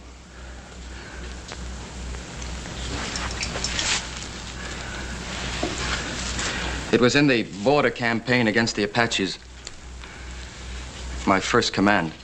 The regiment was pinned down, and I was ordered to take my platoon and make a flank attack in the open. 27 men against 400 Apaches. I refused. Maybe it was because I was afraid. All I know is that I couldn't bring myself to lead 27 men to their deaths. How come they want you to do that in the first place? That's the terrible part. I didn't know at the time that it was meant to be a diversionary attack. The real attack was coming from the other flank. Well, they were thrown back and half the regiment wiped out. Maybe my life and the lives of my men could have made the difference. But now I'll never know. It wasn't cowardice, Paul. How could you obey an idiotic order and commit suicide with all your men? You're wrong, Miss Netta. It wasn't an idiotic order. The Army generally knows what it's done. Well, what were they doing when they put scars on him? Ma'am, you can't judge the whole Army by a man like Captain Bolton. But, friend, that's the man we gotta go back to. Look, Pa told you he'd take care of that, didn't he? Look, your Pa's a good man, and maybe he's got good intentions, but he's never come up against anyone like Bolton before. I tell you, he's gonna kill us. Oh, no, he ain't. Look, there's only one way to beat this. And that's if you fix it so we don't have to go back. Mister, we can't do that. Can't you? This morning when I scouted the train, I left a buggy and a couple of horses up in the gully. All you have to do is turn your back for a couple of seconds and me and Tyler and the girl will disappear. Save your breath.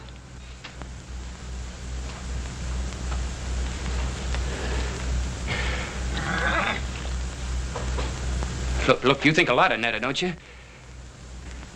Don't you want her to be happy?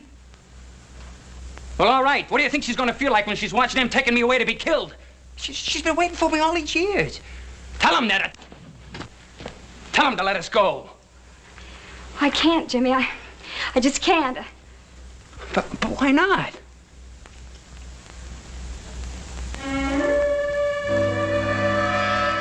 Hey. What's been going on in this stable besides taking care of sick colts?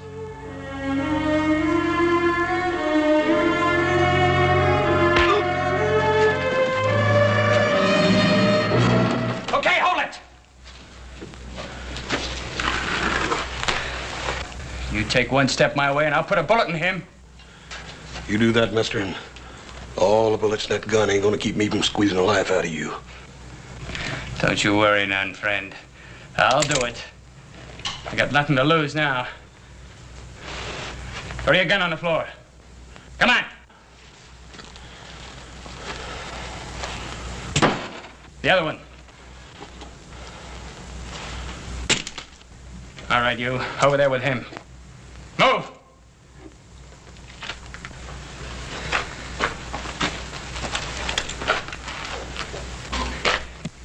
So long, Lieutenant. You had your chance. And you're gonna have what's left of him after Captain Bolton gets through with him.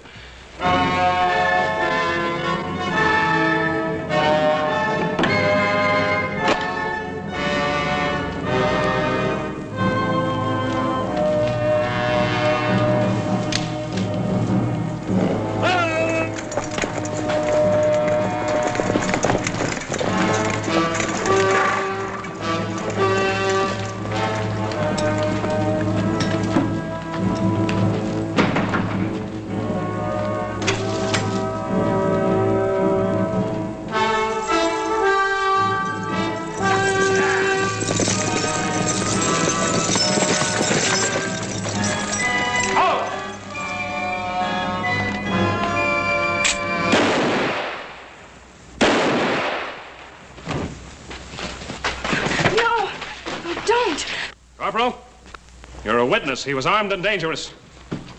You too, Mr. Cartwright. Oh, let's tell him that Paul's going to give himself up and that he doesn't have a gun. I'll tell him, Miss Nettie, but Captain Bolton ain't gonna wait long. Well, just give us a minute. Yes, sir. Come on, little Joe. Come on. Where are you going? The back door. We can still make it to the gully. Oh, Netta. Bolton would shoot you down just as fast as he would me. I don't care. I don't want him to kill you. No, honey, I can't risk your life. Paul, I love you. Me? You love me? Yes. Oh, yes. I want to be with you. Then I can't run. I can't run. He ain't got a gun, Captain. Get out of the way.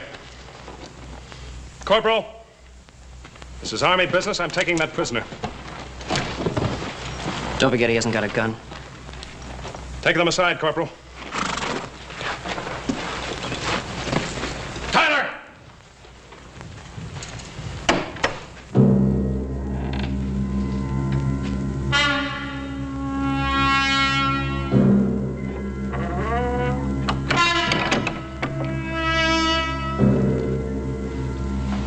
All right, Captain. Drop your gun, Tyler.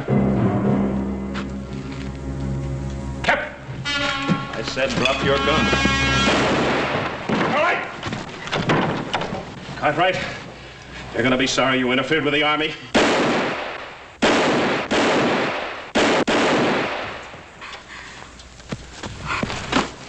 He's dead. You better get started back to the fort, Corporal. We'll bring the captain in. Tyler? How long? I don't know.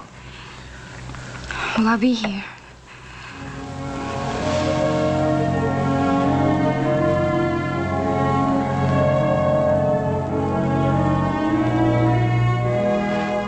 Let's go, Corporal.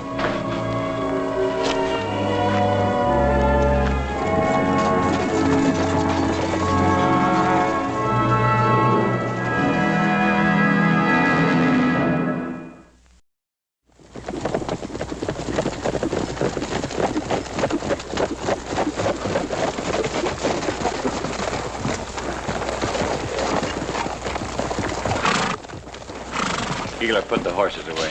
Harry, Bragg, take a look around town. Anything going on, I want to know about it. Well, now, ain't that a beautiful sight, huh?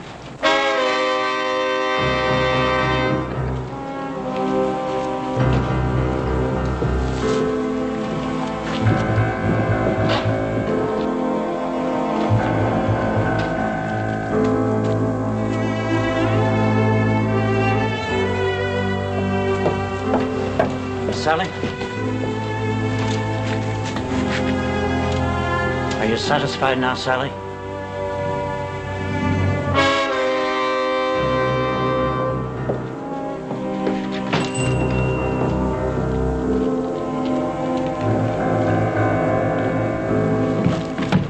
Howdy, Mr. Baxter. I've been looking for you. For the petition? Yeah. Not many names. I'll get more. I got to. Hold it, Keeler. What for?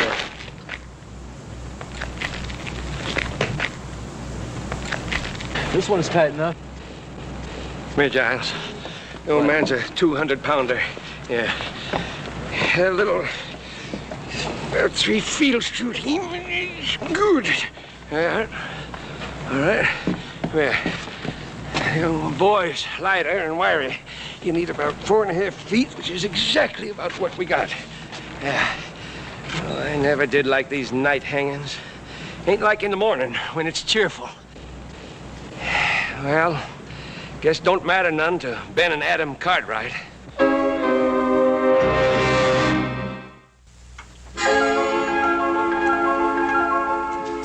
2 hours to go.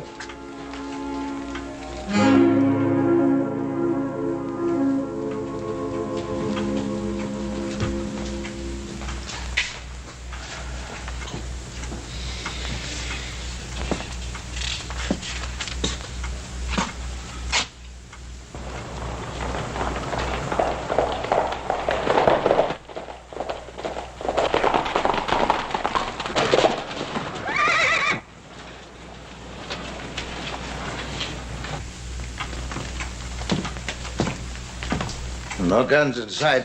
That's good. If my boys weren't supposed to bring guns into town, they won't.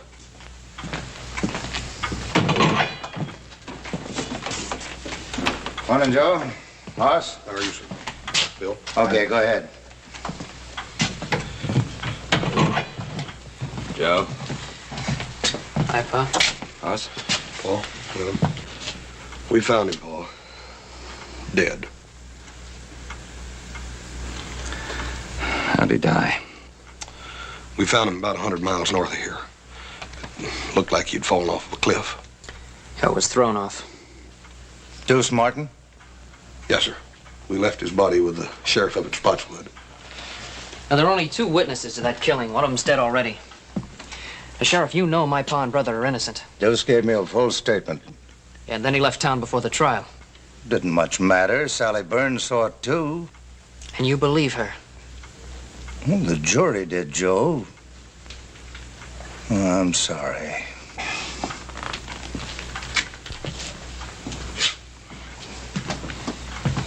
Joe, Hanson's doing a hard job the best way he can. Now, time's getting short, but we may still come out of this right side up. What do you want us to do now, Paul? 3 things. Now, first off, talk to Sally Burns again. And second, help Ed Baxter. He's putting out a special edition of the newspaper. What's that gonna do?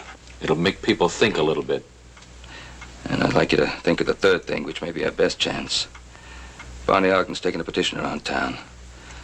Now, the governor will grant a stay of execution if we can wire him the names of 50 citizens, asking that our case be reconsidered. Oh, and Hawkins' men are in town, so stay clear of them. Well, we won't fool with the Hawkins boys. We better get together, Joe. Look for your horses first. I heard you coming into town fast after a long ride. A good rancher looks to his horses first.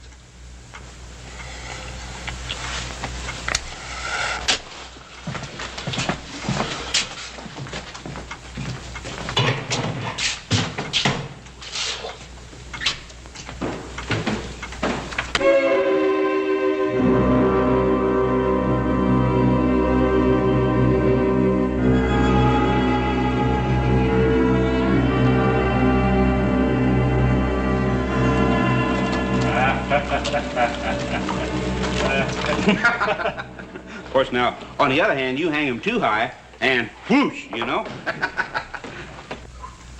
This town's like a graveyard. What's the matter with everybody? I just don't know. Well, mostly people come from miles around to watch the neck stretching. They bring a lunch and make a day of it. There's some folks around here kind of fond of the Cartwrights, who wishes there wouldn't be any hanging. It'll make Hawkins the biggest ranch in the territory. You like our boss, don't you? Sure. Just don't like to see anybody hang. Sounds to me like you ain't got no respect for the law. I'll just have to drag you out to watch it. Us and the boss will be audience enough. Hey, you know old Ben Cartwright been reading a good book? You don't suppose he's praying for one of them miracles, do you? Chaps, you better take a look around town.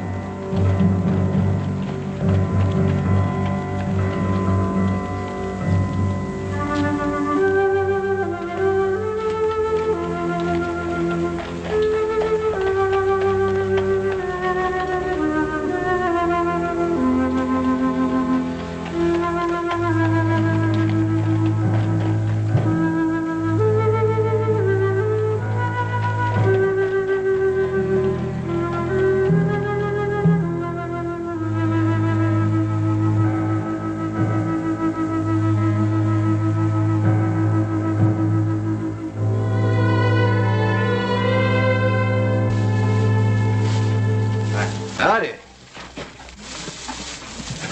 Take care of your horse? Yeah, give him 6 quarts of grain and all the hay and water he wants. Yes, sir.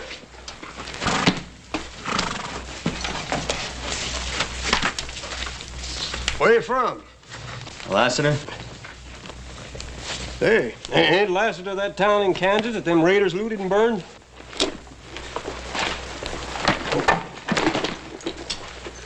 Hold on. They're hanging, Ben? Or coming? Coming real soon. You, here to watch? Why, I'm looking for someone.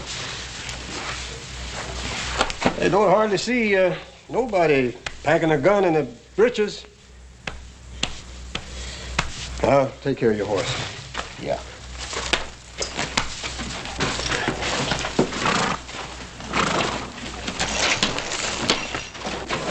Hawkins sure has a lot of hired guns in town. Yeah. Easy. Don't get out of the way. Sure, kid. Joe! Just watch who you're calling kid. Just take it easy, Joe.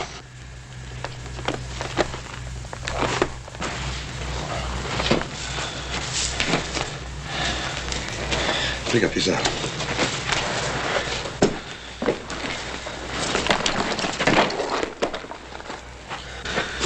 Joe, you're gonna have to watch that temper, boy. Well, Hawkins better keep his men out of my way.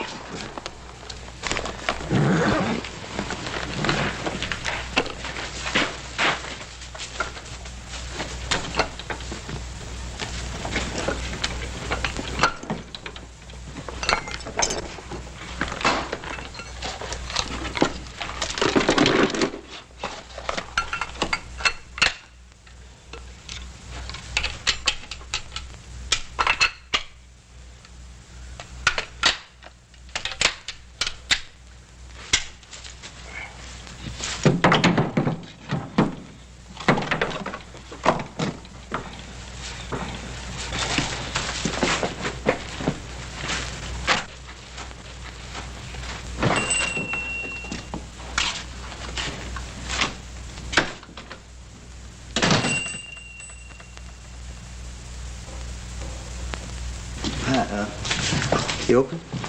Coffee and stew. I'll have coffee and stew.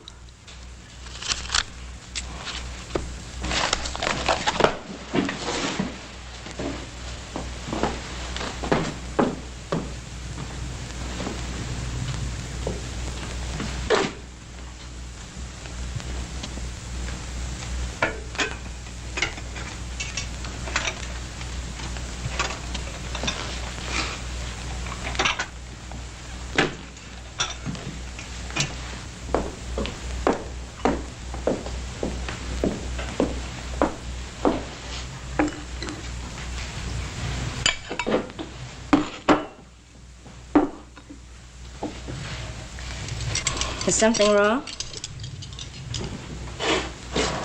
Oh, it's just that I've never seen a lonesomer town. Well, it's just that everyone's afraid to watch the Cartwrights die. Not everyone. That calendar there says someone's been counting the days.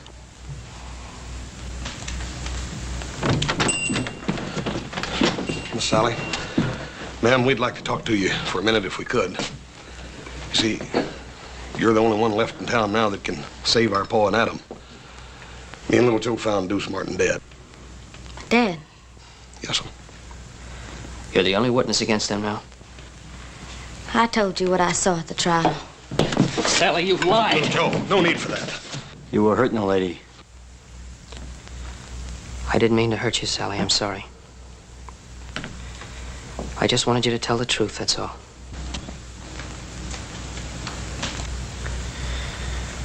We're not doing any good here. Let's go see Bonnie Ogden. Ma'am, are you sure that nothing had caused you to change your mind? I'm not gonna lie for you.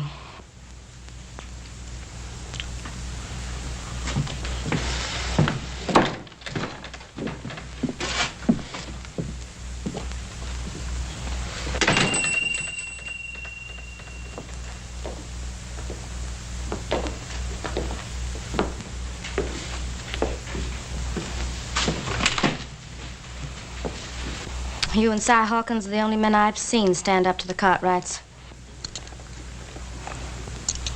Coffee and stew are on the house. Who was killed? My father.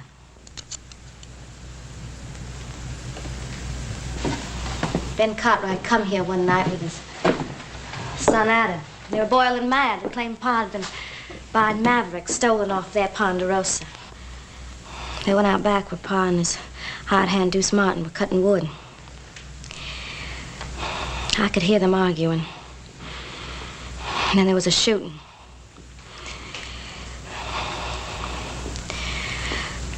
Well, if you knew what it was like to have someone killed in such a crazy way like that. I do know. I know very well.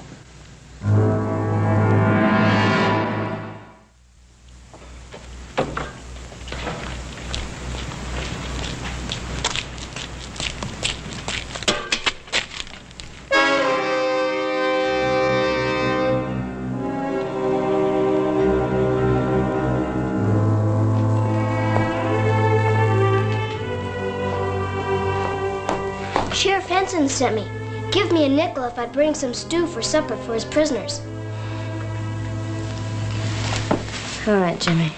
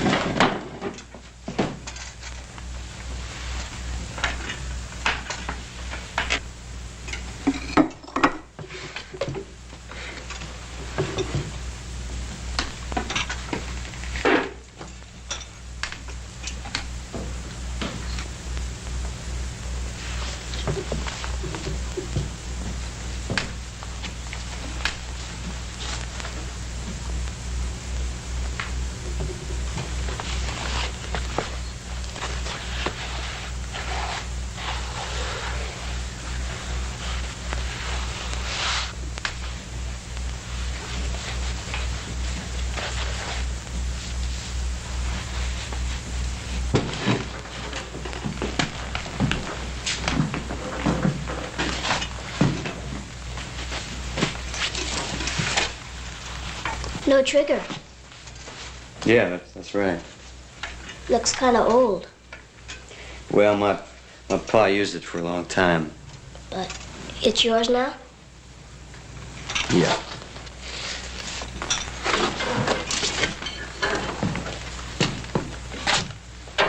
Does the town of Lassiter in Kansas mean anything to you? No? How do you mean? Well, have you heard of anybody around here being connected with the town in any way? No. Well, who would be the biggest rancher around here? Ben Cartwright. I thought everyone knew that. Cartwright. No, I didn't know that. Is he a tall fella? He's big. Why? Well, he may be a fellow I'm looking for. Well, don't you know by the name? I'll know when I see his face. Thank you.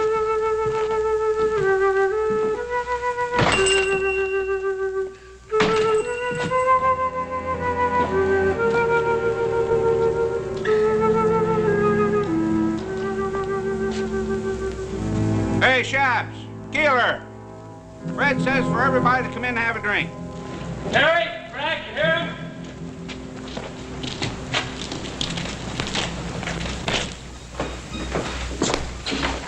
Nothing to worry about. Everything's under control. I'll be handling the final details. I'll do what I can to be helpful. That's very kind of you. Just how can you help us? Your throat should be clean shaved as possible. The hemp is new and stiff. It sometimes pulls short whiskers. That can be painful. Also, your boots should fit snug. Otherwise, they may fly off. Oh, we can do without your help. I believe you mean well, friend, but we thank you. I understand.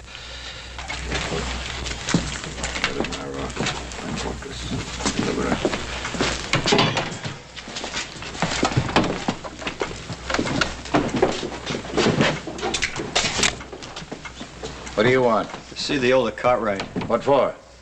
It's a personal matter. Sorry, but you can't. Go ahead. The Lord, who is worthy to be praised. So shall I be saved from mine enemies.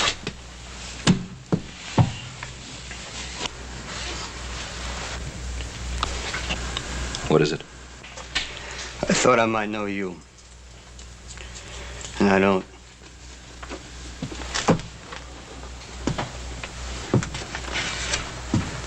You seem disappointed. I am. You thought the hangman was doing you a favor? Yeah. This man you thought I might be. You hate him very much. Yep. Sorry I troubled you.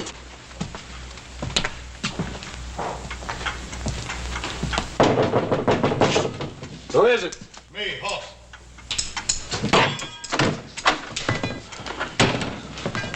Paul? Hoss? Sally Burns ain't gonna change what she had to say.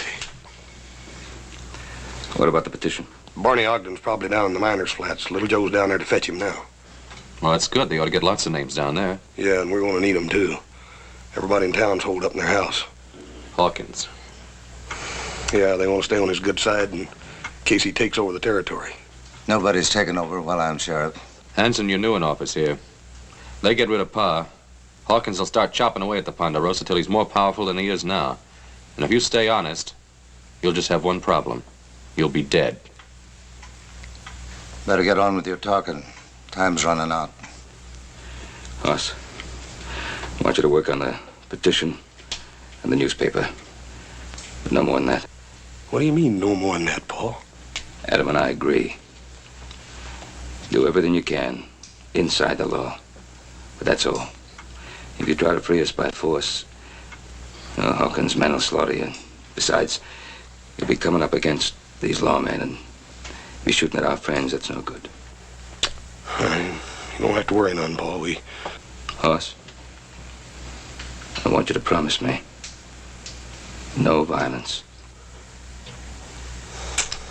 Yes, sir. And try the telegraph office. Maybe Joe missed Barney. Maybe he's already got the names and sent them to the governor. Yeah, I'll check.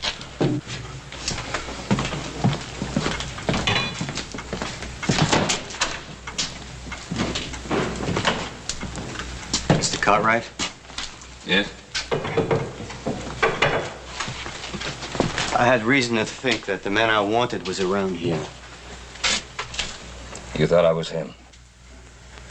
Yes, but there were never two more different men in the whole world than you and my man, and I'm sorry that I bothered you. Don't worry yourself.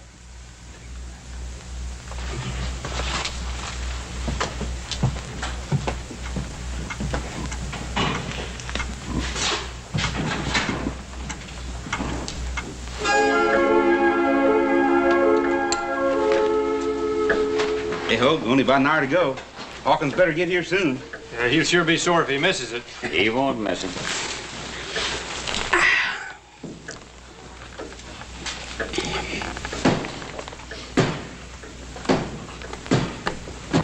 You looking for something? I have a whiskey, please. You, a stranger, been going around, ain't you?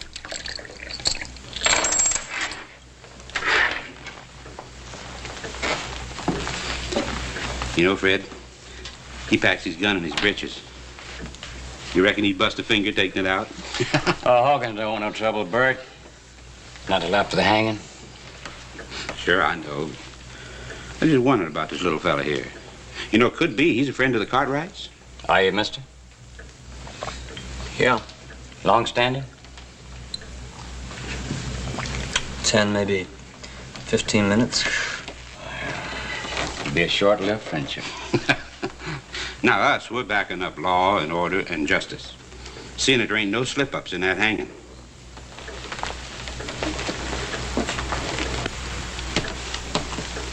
Now, you forget that for just 1 minute, and I'm gonna personally turn you inside out.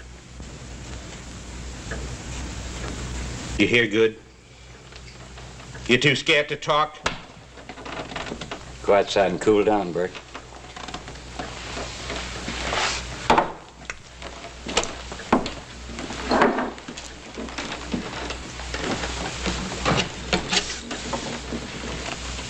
Hey, Cartwright's got any friends around here? Not many.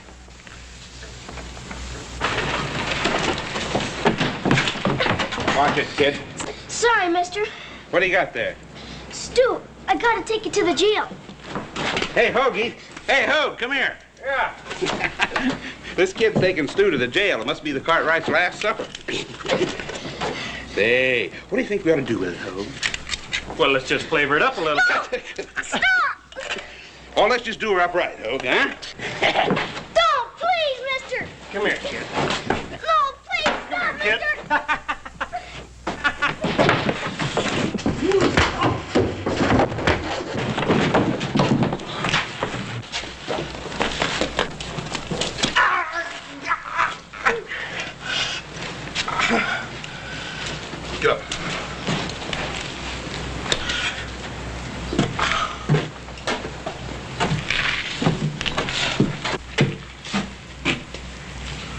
That's enough.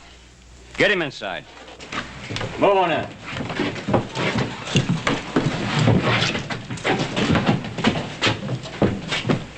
We'll take care of you later, after the hanging.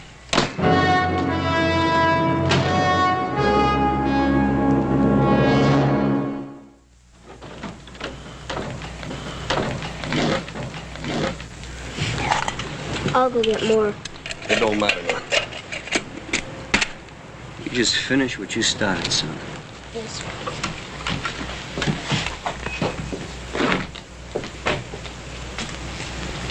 Whose side are you on anyhow? Well, I talked to your pa, and I'm just beginning to wonder about this hanging. How come? Well, it just seems to me that the wrong kind of people are in jail around here. Well, it's for sure that my pa and my brother didn't kill Mr. Burns. Yeah, well, a lot of people around here think they did. Couldn't have happened. Couldn't have happened the way Sally said it did. Mr. Burns was shot from out of the dark. My pa and Adam shot back trying to save him. You mean that Sally Burns lied? No, I don't think Miss Sally lied. It was dark that night. I think she just didn't see it right. What about the fella that saw it? Deuce Martin? He ain't no good. He'd have been scared out of it or bought off or anything. Well, I hope you get that petition signed. We will. We got a special edition of the paper coming out, and that's going to help. That's good.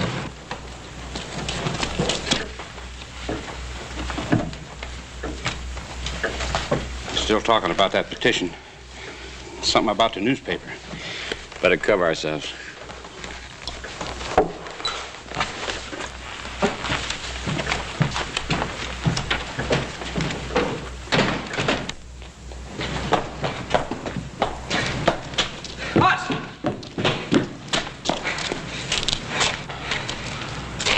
He ain't with Hawkins. Yeah, who is he with then? You fellas, if you don't mind. Look, Barney ain't down at the flats. He hasn't been there. He didn't even go down there? No. We gotta hurry up and find him and get that petition. We haven't got much time left. Yeah, let's try his house. Come on. Right. If nothing else works, you fellas planning on a small revolution? Yep. Well, hold off as long as you can.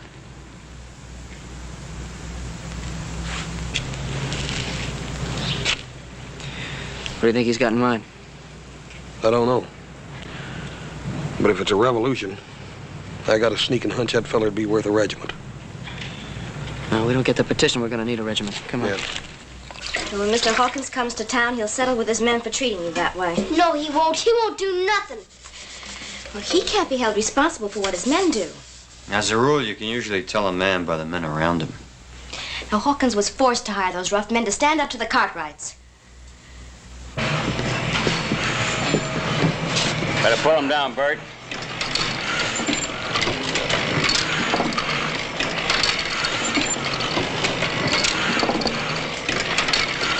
I'm busy.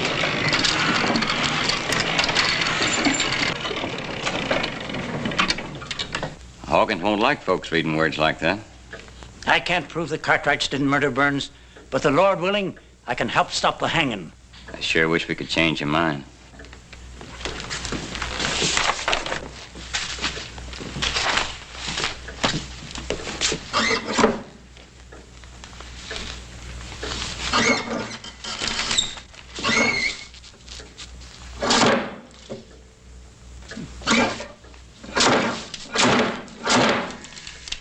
Sharp. Words like you got down here might get a whole town thinking the wrong way. Anybody ever get the arm caught in one of these things? Fred. Huh? Looks like he's melting down some type. I told you I'm busy. Sure is hot.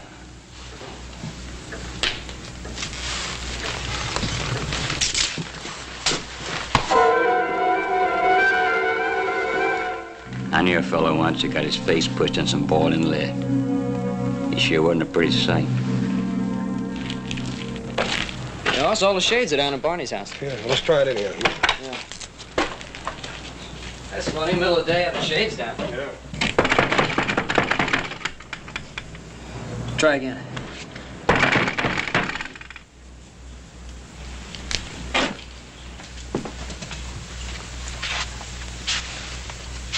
Hey, Barney, what are you doing sitting here in the dark?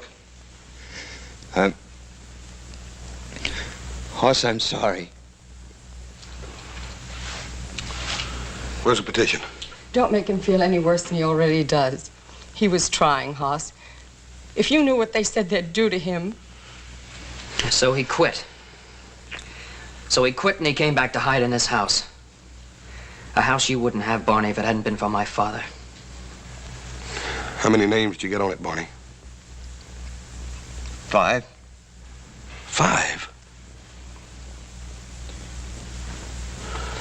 The sheriff. And deputy.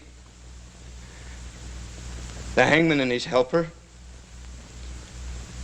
Mr. Baxter. What about your own? What about your own, Barney? They made me scratch it off. You don't know what they said they'd do to my daughter. Where's the petition, Barney? Little Joe and me will get it signed. Look, we haven't got time for that now. No, we can try. It's here.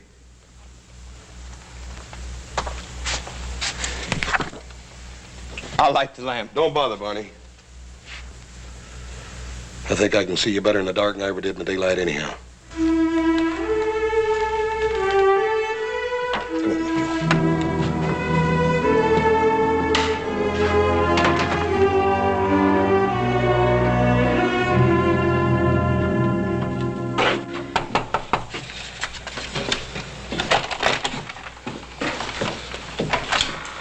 Jason already asked me. And you wouldn't sign it? Nope. Max, we done tried 6 houses on this block and nobody'd sign it. All we need is just a few names to get the bail. Max, you don't have to be scared of nobody. I ain't scared. It's just that... Look, I don't want no part of it. One way or t'other. Now leave me be. Look, Max, if we... All right, let's get the guns. Not yet. Come on.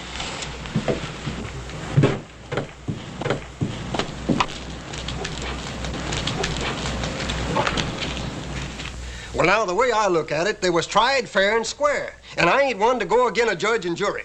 Now, Zeke, you know they're not guilty. Well, now, I'm sorry, but I don't know no such thing. Come on, Joe. They're still with us. Thanks a lot, Zeke.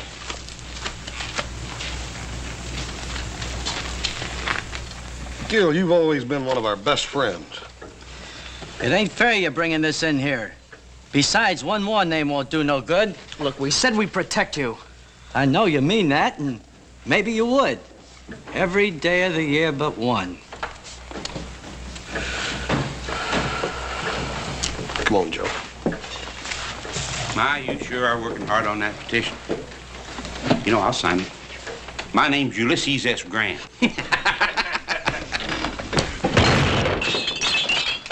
I wouldn't have found you.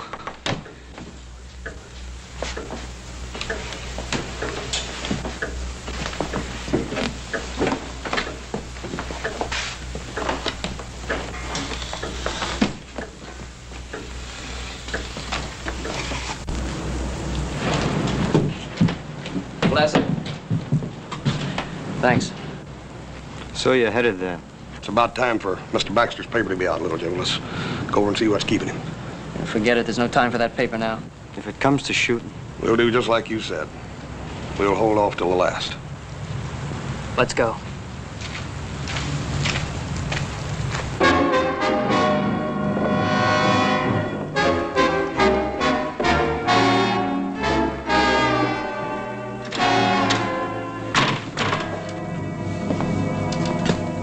Mr. Baxter. Mr. Baxter. He ain't bleeding. What's wrong with him? He's been scared half to death. It's time to get them guns, Joe. Come on.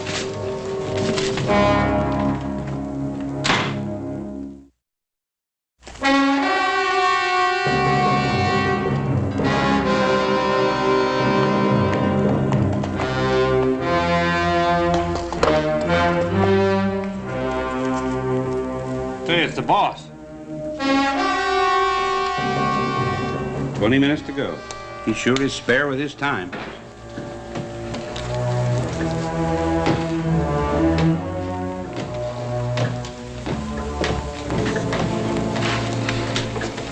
Anything happen I should know? Oh, nothing much. They gave up on the petition. They didn't try anything else? Well, Baxter was putting out a newspaper to help him, but we stopped him. Oh? How? Little hot lead. Good. He won't forget. That's all? Yeah. What happened to your hand, Bert? I was a stranger. Nothing to worry about. You better be right. Bert. Yes, sir. Put my horse up and build a fire out there by the gallows. We'll be able to see better. Jay, Hoagie, come on.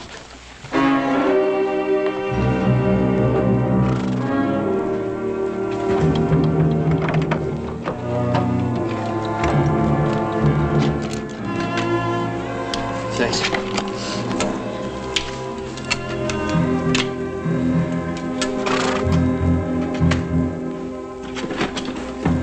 Little Joe, horse. Feed box. Mr. Jackson. I need to do this. You make one sound, I'm gonna do worse, you hear? Let's go.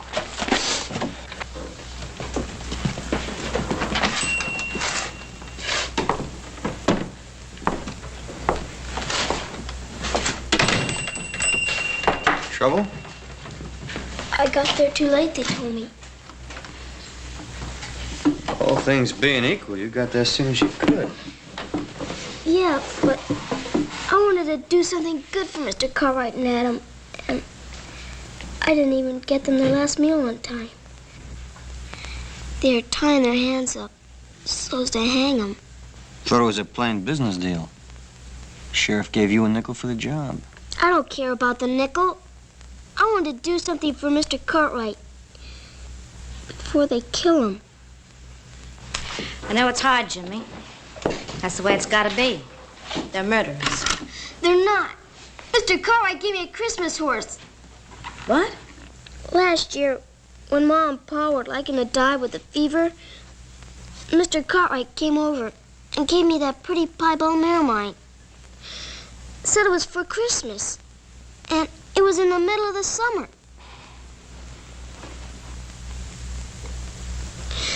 Now I'll never get to pay him back. Now look, you paid Mr. Cartwright back, and he knows it. And I know it. And someday you're gonna know it. Yeah? Yeah. Now, come on, you gotta go home. Everything's gonna be all right. Poor kid. Just like the Cartwrights. Buy some little present and get a lifetime of loyalty for it. As if they were kings or something. With the fire they're building, you'll get a good view of the hanging from here. What makes you think I want a good view? Don't you? And why'd you mark the calendar towards this day? Look, I want this to happen. I don't want to see it happen.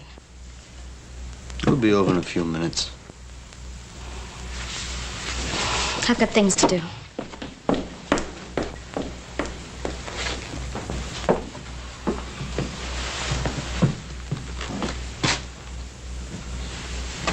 Can't see the hanging from here. Just hear it. Hear it? The hanging sounds almost as bad as it looks. Trapdoor bangs open, and there's a loud thump. There's probably a few fellas watching will give a whoop or a holler. Is this the window you saw the killing from? Mm-hmm.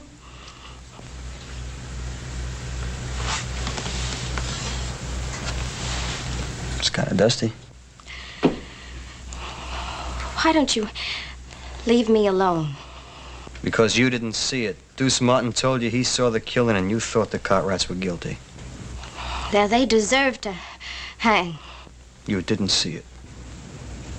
Look, I've gone through enough. I've lost my pa.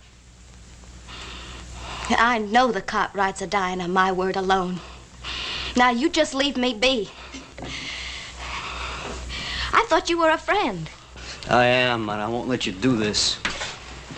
Look, Hawkins told me what it'd be like. The Cartwrights are rich men. They'd go free after killing my pa. I couldn't let that happen. So you lied? I didn't say that. Now look, once, just once, I saw an innocent man hanged. And I'm still looking for the men who did it, and I will be for a long time. Now, the Cartwrights didn't kill your pa. I know that. And someplace inside you, you know that too. Leave me be.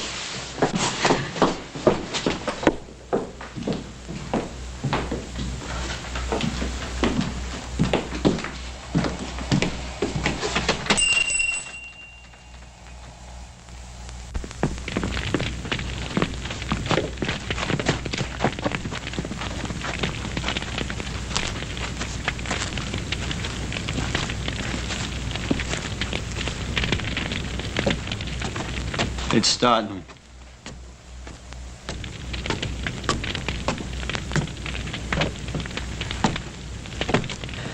All right, we better move. Not yet.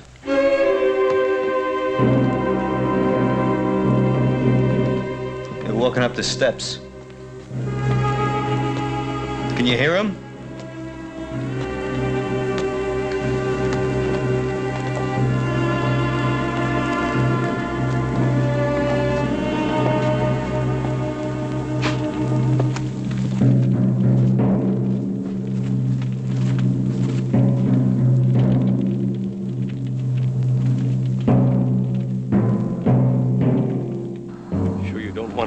hood over your head.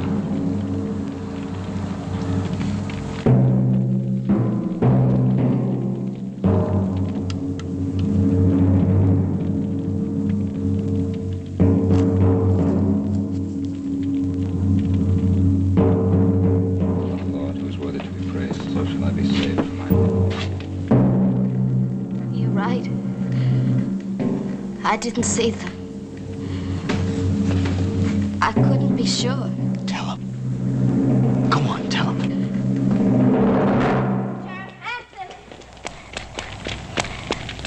Sheriff Hanson! Sheriff Hanson, I lied. I didn't see them do it. Stay out of this. We met before, mister. Who are you? In Last City, Kansas. Remember? At another hanging party. Remember? Remember?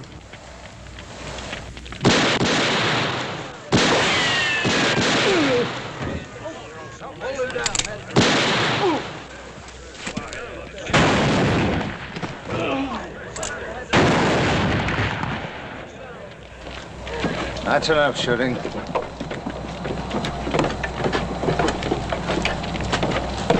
All right.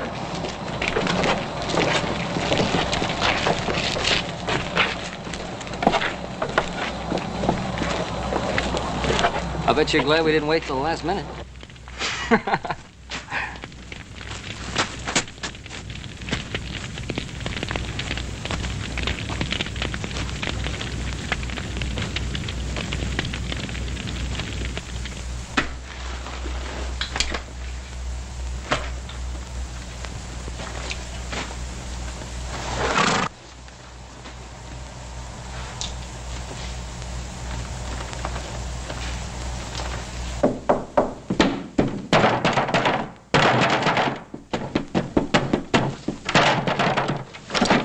Confounded Cartwrights! How much I owe you? $2. Much obliged.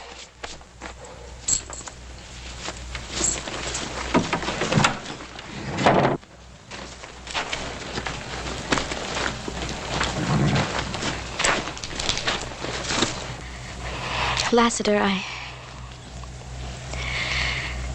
I guess I'll never know who killed Pa. Hanging innocent men. I owe you. I want to thank you. You don't have to thank me. You did what you thought you had to do. And you made it right.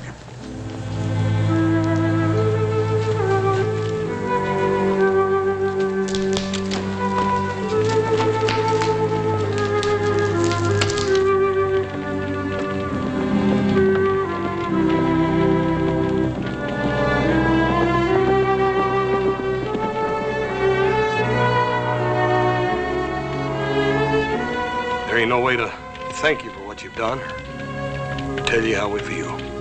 I know how you feel. My pa was hanged wrongly. Why don't you stay here? Found the man you were looking for. Thank you. But the men who did that hanging, there's more of them. A lot more. I'll be seeing you.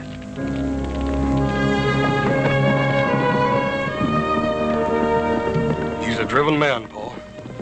I sure would hate to be him. Yeah. Somebody'd like to be even less. Any one of the men he's looking for.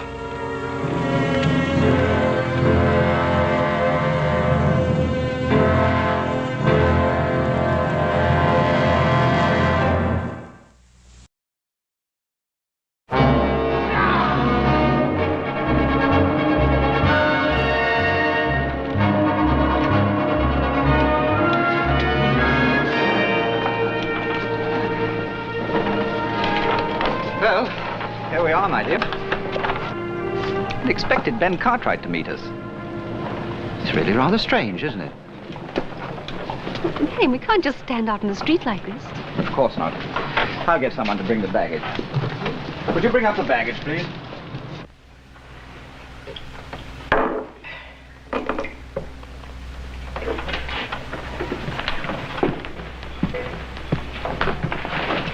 Buy those supplies I told you to? Steal any of it, I'll skin you alive here. 1, 2, 3, 4, 5, 6, 7, 8. I thought there were 10. Oh, yes, I knew I was right. You know, you're quite right about Mr. Cartwright. He really should have been here to meet us, Marion. Marion?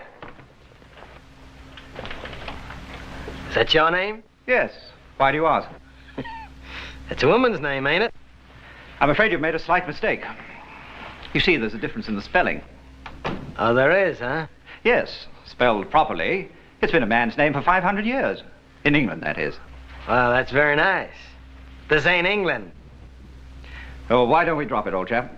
There's no reason for a scene. We're not bothering you. Bothering? Have you any idea what would happen to you if you ever even tried to bother me? It's really very offensive. Please get rid of him, Marion. And how's he gonna do that, huh? Or do you have any ideas on that subject? Marion. You trying to hit me in the face?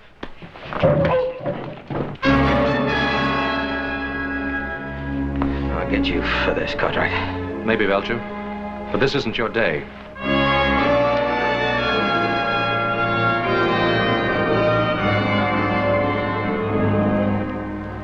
I'm sorry that had to happen. Took me by surprise. I had no idea. Well, don't judge all of us out here by that one. Lord Dunsford, I'm Adam Cartwright. Adam Cartwright? One of Ben's sons? My father couldn't make it. He's waiting for us at the ranch. Sorry I was late. May I present my wife, Lady Beatrice? How do you do? How do you do? I can't tell you how much we've both been looking forward to this trip to America. I have a carriage outside. We'd better get started. The boys will bring us stuff later.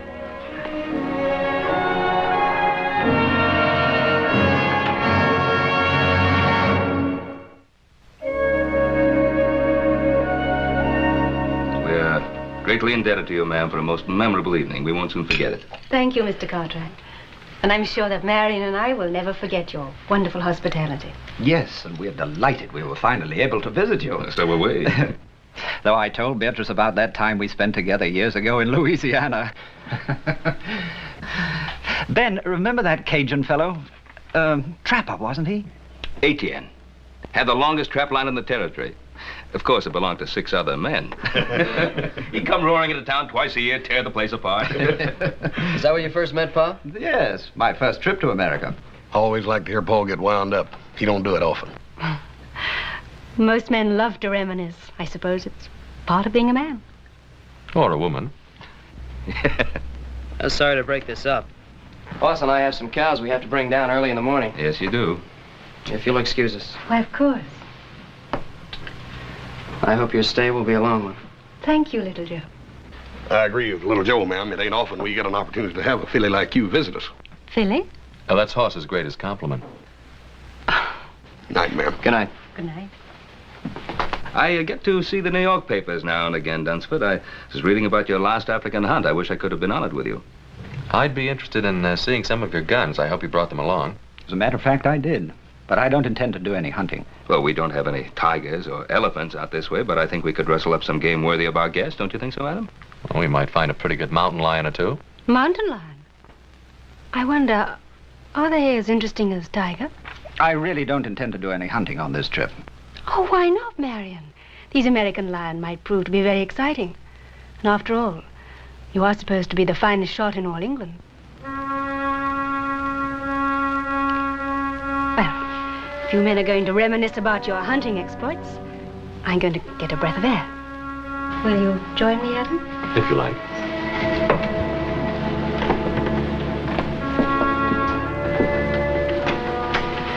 Well, Dunsford, you really shouldn't look down on our American cougar. They're awfully good hunting. Well, I don't know very much about your American lion. Or cougar, as you call them. Oh, dangerous, mighty dangerous if they're wounded and cornered. Another brandy? Yes, thanks. The stars are bright tonight. Are they so different from what you're accustomed to seeing in England? No. I suppose I just imagine they're a little brighter. Why? I think in a strange place, everything seems kind of new. My husband and I have traveled all over the world. We've seen many strange places and many strange people. And nothing is ever new or entirely different. Oh, no, I can't go along with that, ma'am. Ma'am, don't call me that. Makes me feel old. Call me Beatrice. All right. I'll admit I like that much better. But I can't agree with your premise that nothing changes. Can't you? My husband never does. Well, perhaps he shouldn't. From what my father says, he's very fond of him. Your father isn't married to my husband. I am. Look what happened this morning. My husband is always the perfect gentleman. He allows even a ruffian like that to take advantage of him. Oh, you mean that little set-to with Belcher? Well, we don't know what might have happened. I just jumped in before the dust settled, that's all. I know my husband. But it's a strange town. Your husband wasn't even carrying a gun. He wouldn't have used it. How do you know? Oh, don't let's talk about it. It's much, much too beautiful a night. You know, I think I'm going to like America more than I thought I would. Thank you for being so kind to me this morning.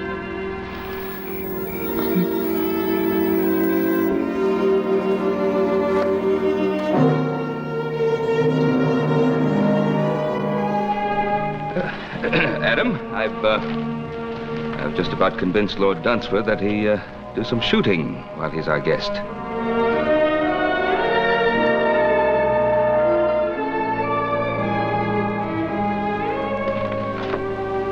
Nice chap, Ben Cartwright. How do you like him?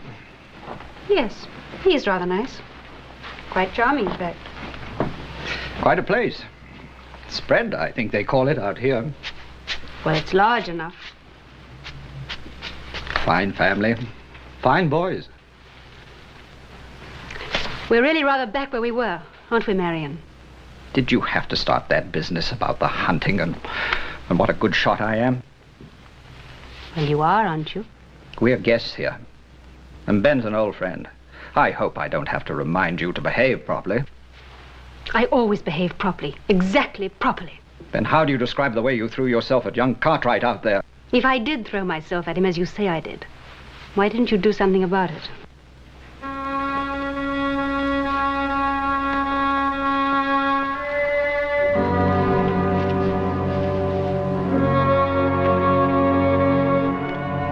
Belgian made, isn't it? That's right. Had it made specially for big cats, tigers and such. Well, if we have luck, some of these mountain lions around here can run pretty big. How many beaters do you think we'll need? Beaters? No, this isn't Africa. We don't use them. Just you and me and a camp wrangler. It's not a matter of how many men we take along, but how few. I don't understand. Well, if we're to get within seeing distance of a cougar, we'll have to travel quiet, light, and fast. Once you get the knack of it, I think you'll enjoy it. Yes, I'm sure I will. As far as the eye can see, even farther. Thanks, boss. That's beautiful. Oh, I hope we're not interrupting you. It's a pleasure. How are you doing, my dear? All the guns came through in excellent shape. You sure have some beautiful weapons here.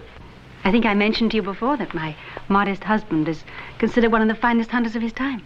Oh, you flatter me, my dear. Hardly, when all England says as much. We got in a little target practice this morning. Oh? Is he as good a shot as I said he is? Sure is. I'm glad I wasn't betting against him. Have you decided where you're going hunting? Well, some of the boys found some fresh signs up near Papoose Peak. I think we'll try up there. Papoose Peak? That's rather a quaint name. Where is it?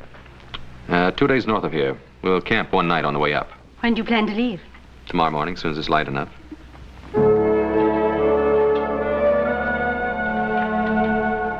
Got everything? Yep. Adam, I can't see myself calling him Lord Dunsford. Plain sacrilegious, I claim. Well, that's not the way it's meant. Call him anything you like. Well, seems to me if just plain Mr. Cartwright's good enough for your pa, then plain Mr. Dunsford ought to be good enough for him. I got a better idea. Don't call him anything. Just say, hey, you. Well, now, Adam, that don't sound polite, seeing as he's a guest and all that. I'll do some more thinking on it. I'll see if his lordship is ready.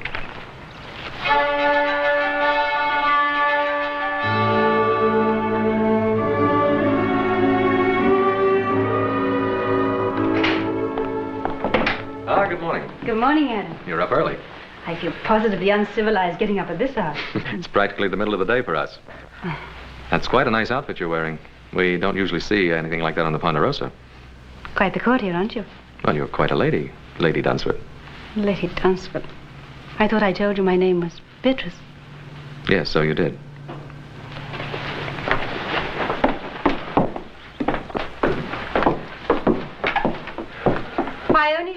horses, Adam? Well, there are only 3 of us going. Your husband, Whitey, and myself. But I'm coming with you. This is no trip for a woman. Oh, but why not? I always accompany my husband on the hunt. Besides, I've been in much more dangerous and much more wilder places than this. You can ask him. I will. Marion, I've just been telling Adam that I'd planned to come on the hunt with you. Is that the way you figured it, Dunsford? Well, I hadn't given it much thought one way or another. I planned it that way. If you've made up your mind, my dear, she's used to this sort of thing. Well, she's your wife.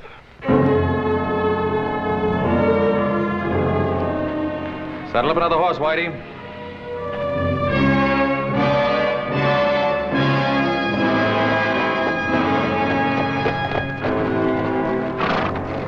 Howdy. Howdy. I was, just riding by. Well, this place ain't hardly built on a highway. I can't say that it is, but I can't say I know where it is. You a stranger? Lost? I guess you could say that. I'm, out of tobacco. Could you sell me a mite? Ain't got none to sell. I can let you have a little to tide you over till you get in town. Well, that's real neighborly. I appreciate it.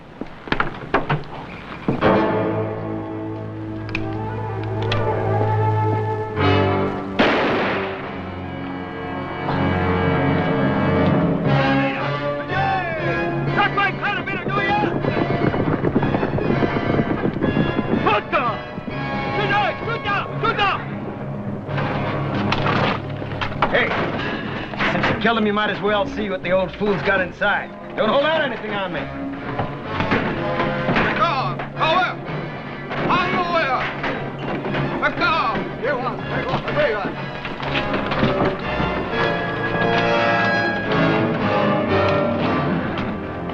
Wait a minute there. Let me have that.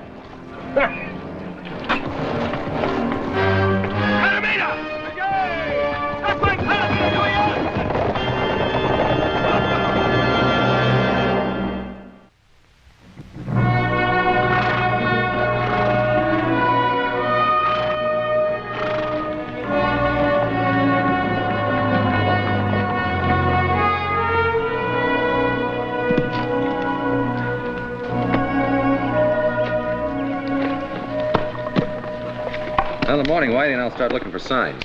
You tired? I admit I am. Oh, I know I was warned. Which is Papoose Peak? That one over there? Rather ghostly, isn't it? I think I'll give Whitey a hand. Toss me one of those cones, will you?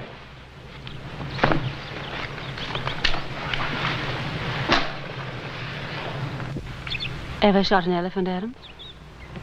No. Or a lion? A African lion? Or a crocodile? No, there aren't too many in this neck of the woods. But you have faced a grizzly or a cougar. Sure I have. Why do you ask? Just wondering Wondering? About what? how you'd be against an elephant. How did Marion do? Very well. He always does very well.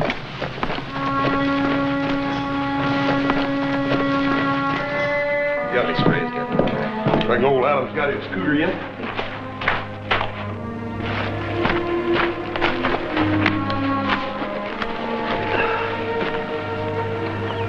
So my Kavanaugh's grandson. What's wrong with him, Paul? I don't know. Looks worn out. Oh, let's get some water.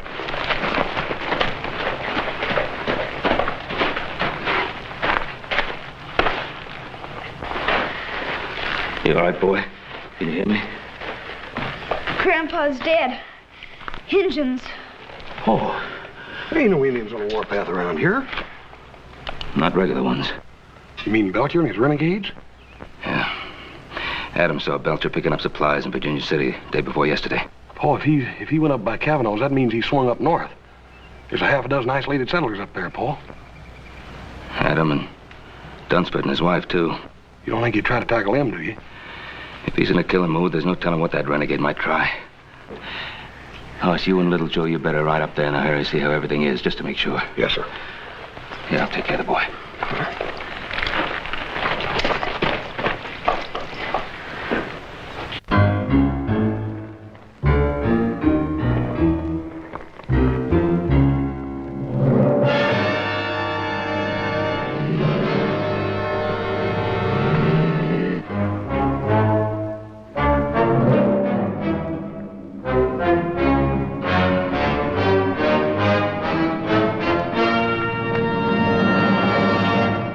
spotted a big one top of the bluff.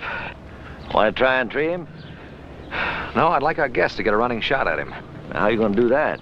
Well, I'll get behind him. As soon as he spots me, he'll run. From the lay of the land, 10 to 1, he'll run right straight towards you. You found him, Adam. I think you'd like a shot at him. He's all yours. He shouldn't be any trouble, Marion. He's only a big cat. Yes, ma'am, but he may be plenty big. Wait till you see him up close. Look, lady, you better get yourself back here.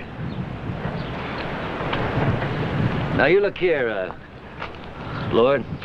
That cat's gonna be running blind scared. You get him before he runs over you. Because them there cats, they don't give you 2 chances.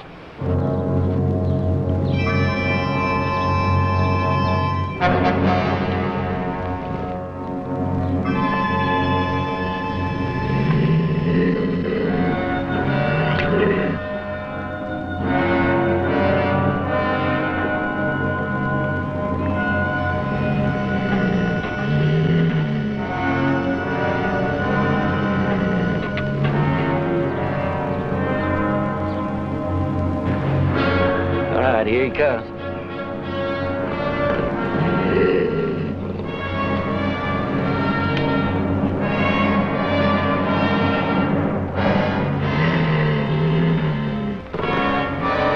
Fire! Go on, fire!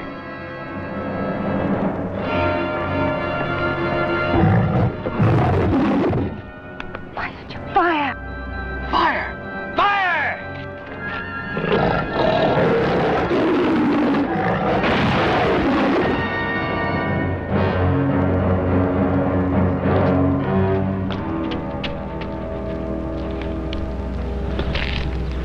Sorry you didn't get a shot at him.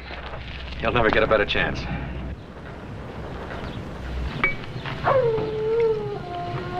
I suppose you're wondering what happened. Oh, let's forget about it, Marion. Sometimes talking about a thing helps. I really should explain. Somehow I just can't force myself to pull the trigger, to fire. Then, when the beast gets close... My lord insists upon trying, always trying. Every man's entitled to a mistake. But it's happened before, in Africa and India. It's happened before. Now do you understand?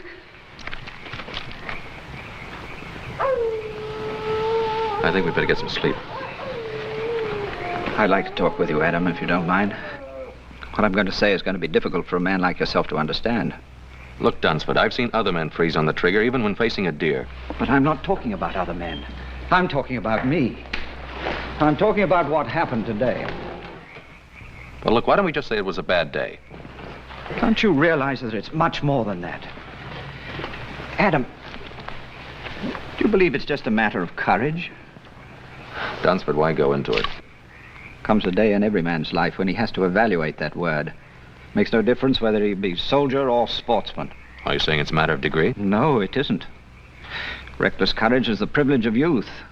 As a man grows older, he stops to ask himself which is more important, himself or the tiger. And why do you go on? Unfortunately, Adam, I'm in love with my wife. And she's still in love with the image of the man that she married. That man passed out of existence 5 years ago.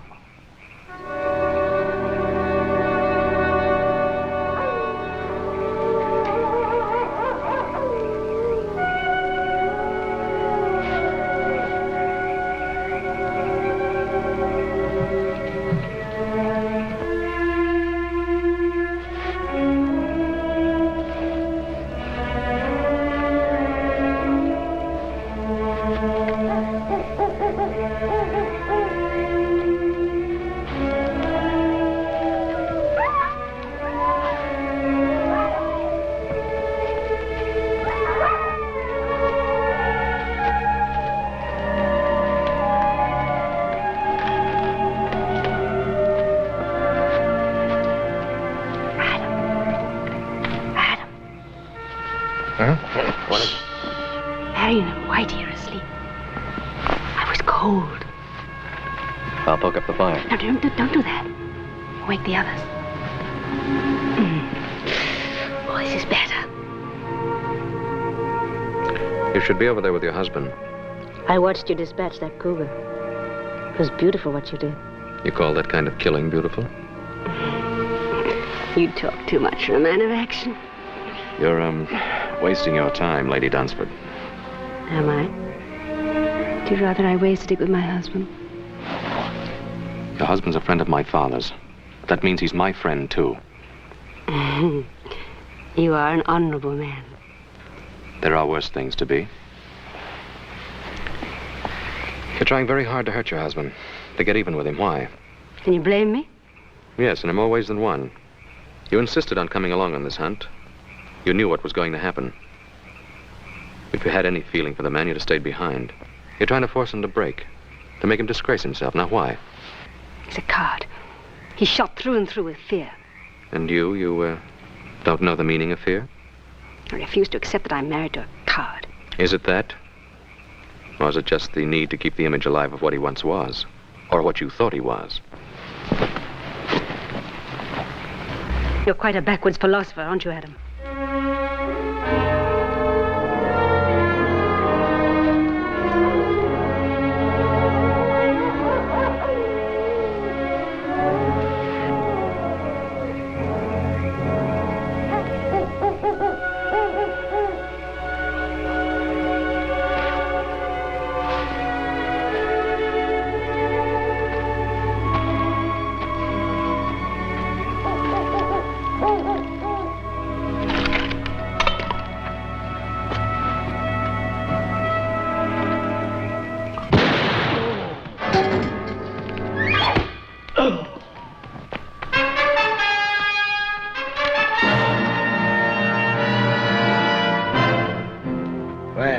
If it ain't my old friend, Marion.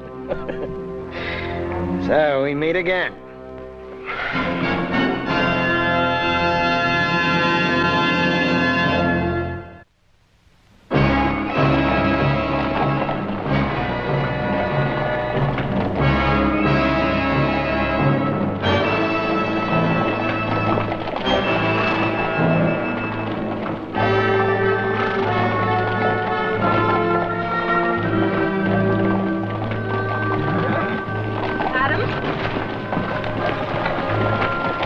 How's your shoulder? Thanks for the bandage. All right, up ahead. Keep riding, keep separated.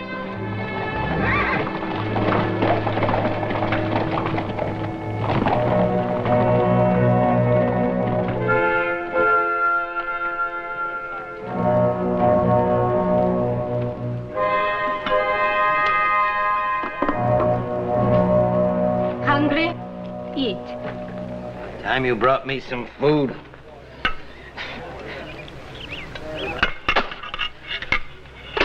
Don't like. I want my food properly cooked, and I want some salt on it. Rather an unusual fellow, isn't he? He's a renegade. Thieving scavenger that'll steal anything that isn't tied down. Don't suppose we have much chance against them. Belcher and these Indians of his are always just one step short of the noose, and a couple of more killings isn't going to make any difference. If we could only get our hands on some guns. What guns? Belcher's got mine, he's got yours, too. Got him cached over in that cave. Doesn't even trust these Indians of his. Pretty confident of himself, isn't he? Why shouldn't he be? What's he got to worry about? Hey, you with the red hair. Are you addressing me? Ain't nobody else around here fits that description. You know how to cook?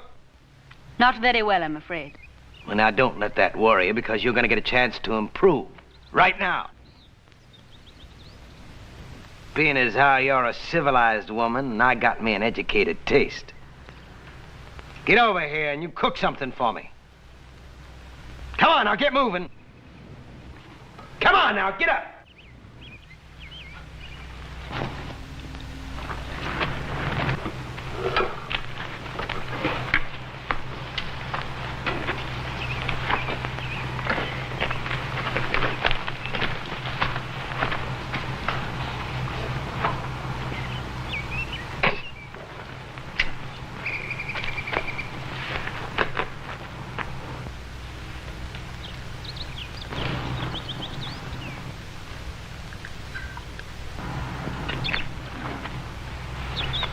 Try this, Mr. Belcher. Just a little rare with a pinch of salt.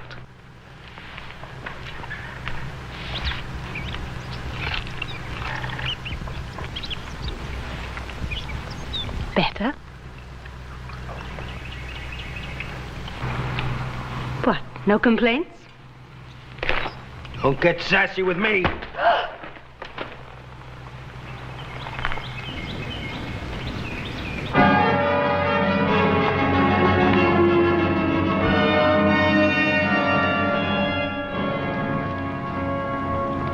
He's dead, Joe. Belcher.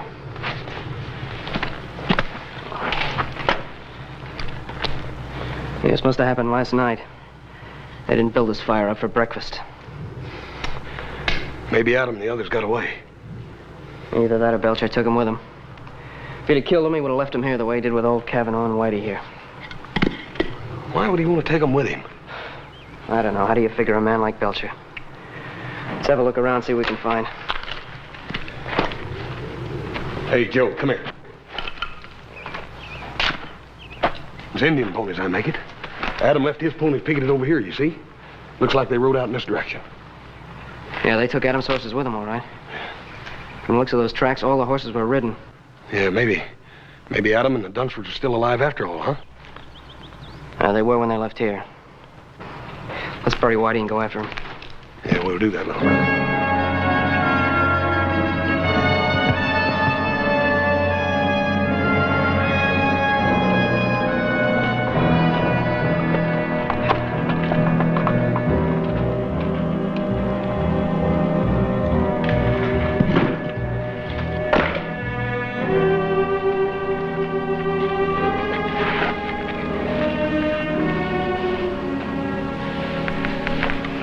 Animal.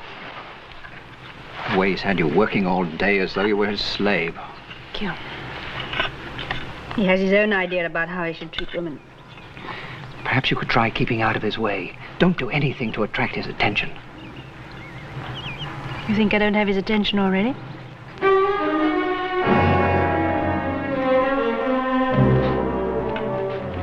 Mind if I join the party? What are you planning on doing with us? Well, now, I could kill you all and be rid of you, but I figured I found me a little gold mine. The only thing I ain't too sure yet about the best way to mine it. Forget it. My father and my brothers are probably on the trail right now. They catch up with you, Belcher, they'll blast you sky high. But if they ever get too close to me, you might find that you're just a piece of crow meat. And I mean all of you. Well, now, I don't know about us, but I know how you're going to end up. High in a vulture on a sunny day. You know, only my better nature keeps me from letting him kill you. You would hit a man with a bad arm, wouldn't you? You're a filthy pig. Ah, and now we hear from the grand lady. Now listen, pig or no pig, this is my camp. And while you're here, you'll do as I tell you, or I just might kill you. I'm not afraid of you, Belcher. You're not, huh? Well, now, there's a nice little polecat. You know, if there's anything I like, it's a woman with spunk. Take your hands off me. Well, sure. There's no harm done, is there?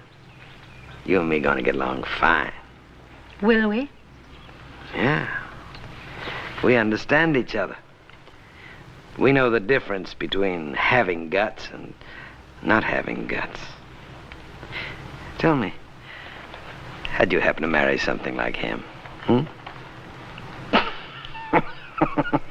Anyway, the reason I came over was to invite you to a little tea party I'm holding. Beatrice, you're not going with him. How would you decline his invitation?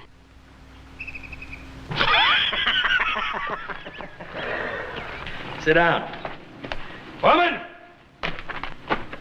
You call? Give me the jug.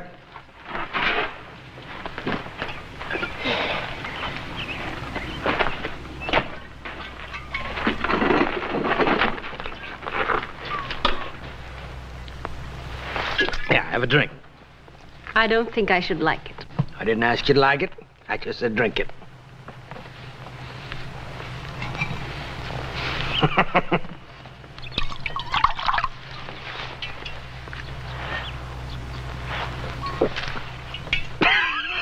Don't worry, you'll get to like it. tell me something. You got another name, haven't you? Beatrice. Beatrice.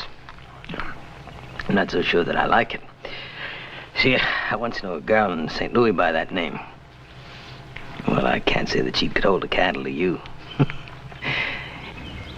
You've had your eye on old Solomon for a long time now, haven't you?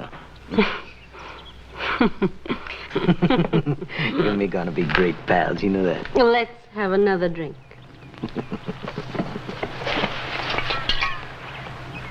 Isn't there any way to reason with a man like that? Well, you heard what he said about finding himself a gold mine. All he has to do now is figure out a way to make it pay off.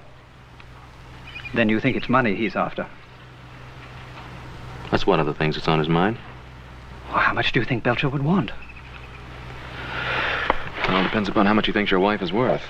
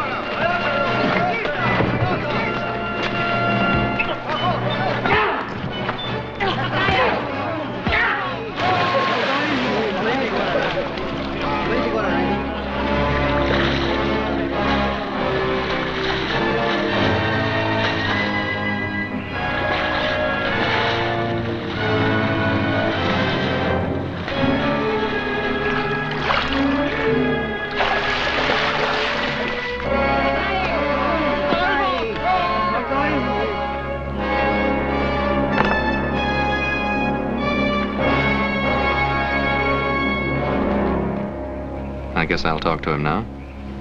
Do you think this is a good time? Belcher's a typical bully boy. He's probably feeling pretty good since he's shown who's boss.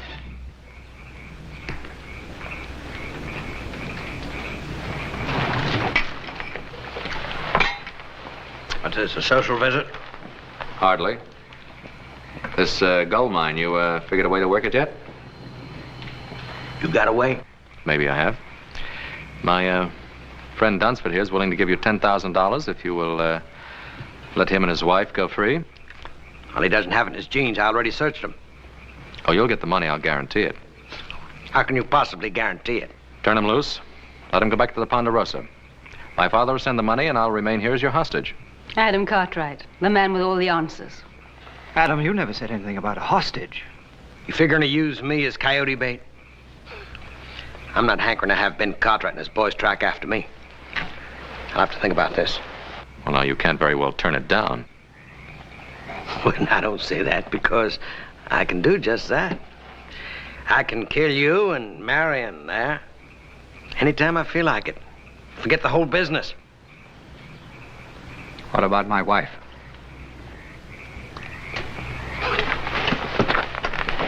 Talking about this poor little kitten here. Huh? Now, old Solomon might just consider taking her on as his squaw. Treat her pretty good, too. You don't really think you can get away with it? Why not? What's the difference? Me and the Indian steal a horse, it's my horse. Steal a gun, it's my gun. Well, if I steal a woman, she's my woman. I've done it before. Well, that's a very realistic way of looking at things. Realistic nothing is the way of a thief. What business is it of yours, Mr. Cartwright? But it is my business. You're my wife. And you'll stay my wife as long as I'm alive. Want to prove that, Mr. Husband? About being alive? Gonna fight me for this knife? Whoever gets that knife uses it. He gets to keep the woman.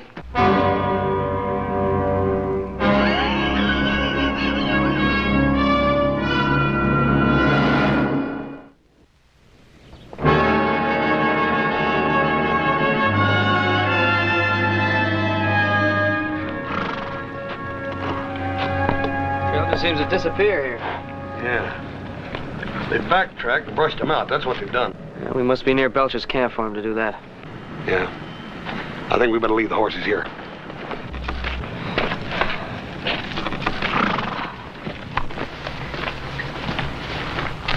Oh, it's you. You startled me. You, enjoy a little party last night? Yes, thank you. Very much. Your husband and I felt sort of left out. Oh, I was sorry Mr. Belcher wasn't in the mood for more guests. Well, now, I think being a guest of Mr. Belcher is something I can do without. Look, it's easy to criticize a man who is so completely different to yourself. Belcher's no glamorous, romantic highwayman. I didn't say he was. I know he's crude and he's rude. But he did make you a fair offer last night, and I didn't notice either you or Marion rushing to take it up. The knife is still where he left it by the cave. That fascinates you, doesn't it? What do you want me to do? I'm worried about your husband. He may try to fight Belcher. Marion? There's little danger of that. Well, there is unless you tell him not to. He doesn't love me. That isn't true. He loves you very much. Then why doesn't he fight for me? Oh, you'd like to see him dead, is that it? He doesn't stand a chance against Belcher. It's a chance he wouldn't take. Fear. It's always fear. He had his chance against the cougar. Why did he have to freeze like that? He could have killed it without any effort at all. How do you know how much effort it takes for him to kill? I don't know. I just want him to do it. And Belcher's the kind of man you deserve. Well, whatever else he'd do, he wouldn't walk away from a fight. All right, suppose Marion were to fight and got killed. How would you feel then? How do you think I feel now? I don't hate Marion, but... well, he's just not the man I married. I want him to be a man for his own sake, as well as for mine.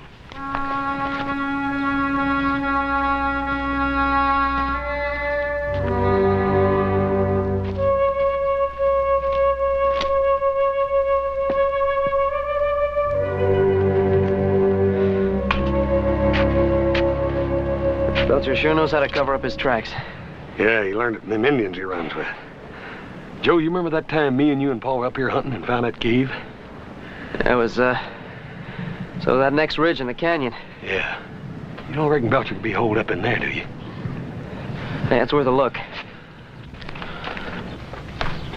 Why are you sitting there like that doing nothing? Come on, gather some wood. Well, come on, you heard me. Come on.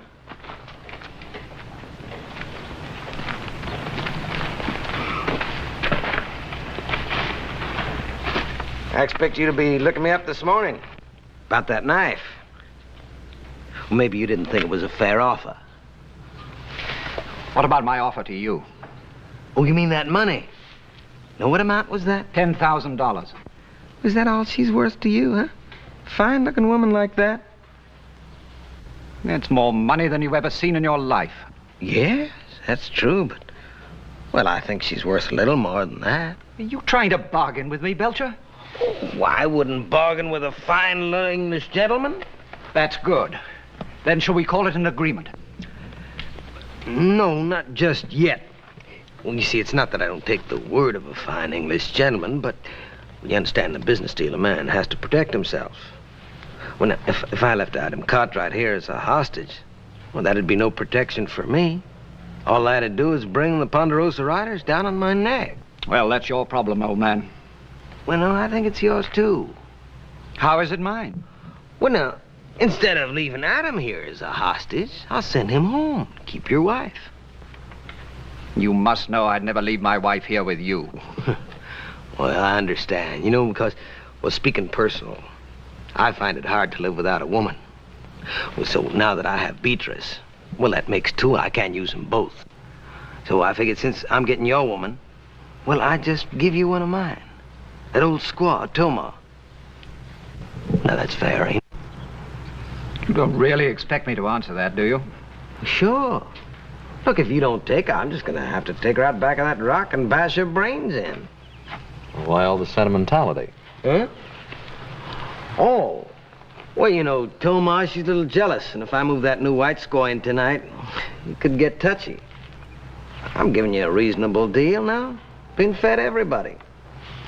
When you think about it. Adam, What shall I do about Beatrice? What do you want to do? Do you think I should fight Belcher? I don't think you have a chance in a hand-to-hand fight. He's bigger, heavier, been raised on brawls and barroom fights. What do you suggest? Well,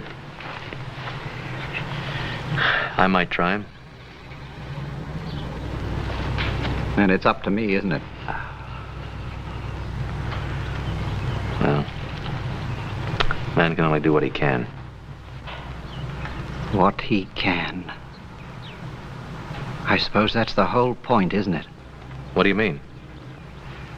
I don't know if you'd understand. It's not death or dying that I'm afraid of. Well, what is it? If I could only be sure that at the last moment I wouldn't freeze or run.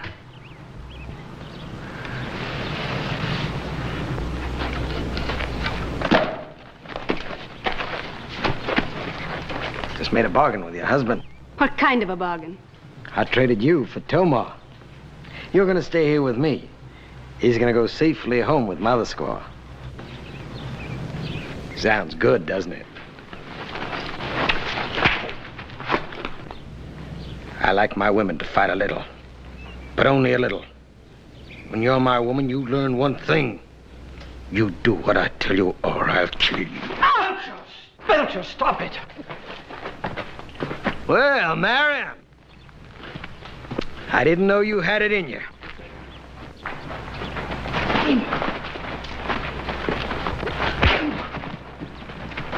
Let go! Let go!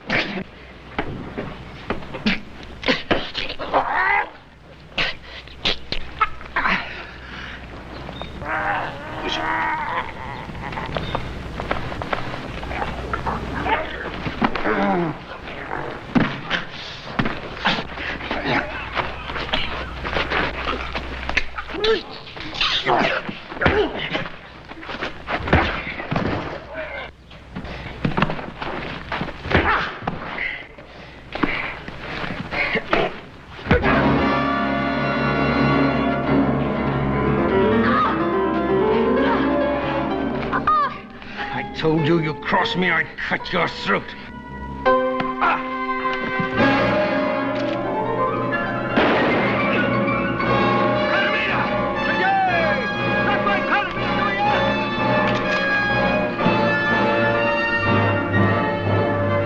Beatrice, keep down! All right, hold it.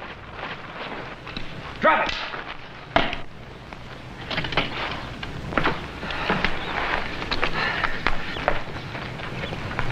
You all right, Adam? Well, we are now. So you took care of Belcher. We figured you would. I had a little help. We made quite a team, didn't we, Marion? We really did. We certainly did, Adam.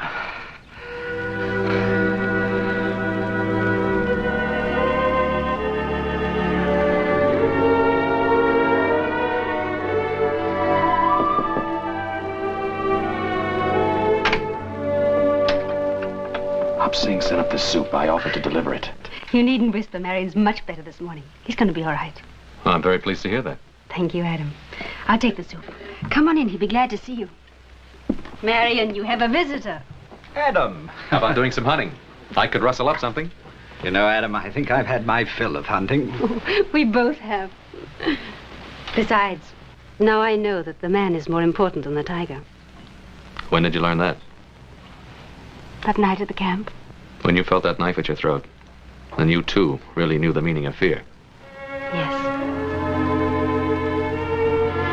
And a peaceful man, a truly peaceful man, is willing to die for what he loves.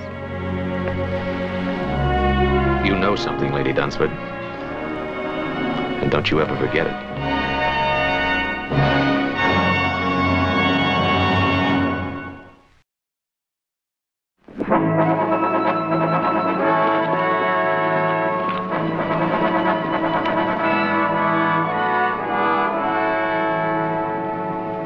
Todd McCarran.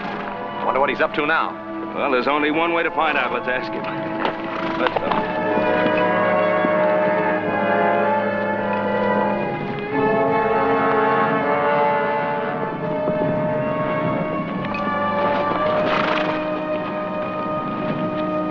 Why the surveying, Todd? Any law against surveying my own property line? Never any doubt in our mind about its location? Well, maybe there will be in the mind of the new owner. Well, you mean your father's selling out? Not my father, me. To Len Keith. Len Keith? I thought he only bought mining property.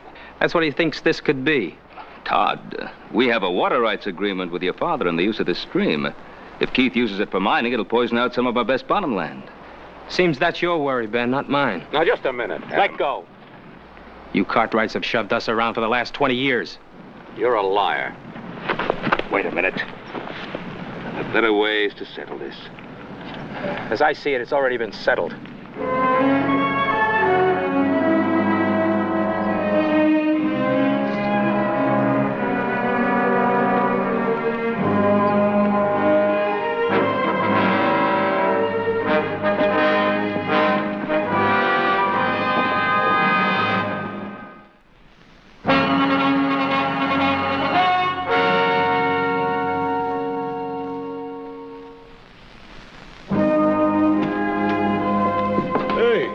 Where you two been? Old Hop Sing had a real good meal fixed for you. And you decided not to let it go to waste and ate it all, huh? How'd you know that? What are you doing reading a book? The care and training of dogs. Oh, a little stray pup wandered in here, and I've been trying to figure out how to take care of it. I thought you were an expert on things like that. Oh, Paul, there's so dang many new scientific ideas that natural know-how just ain't no good no more. Well, as far as I'm concerned, you can say that about Todd McCarran, too. I thought I knew him pretty well. Why? What's the matter with Todd? Oh, I don't know. Growing pains, likely. Where's that pouch of Virginia tobacco I got? Don't look at me. I didn't smoke it. I thought you were saving us tobacco for Andy McCarran's birthday. Well, I was, but no reason a man can't have a birthday a few days early. I'm going to ride over to Andy and have a talk with him about Todd. Oh, wish Mr. McCarran a happy birthday for me, too, will you? I will.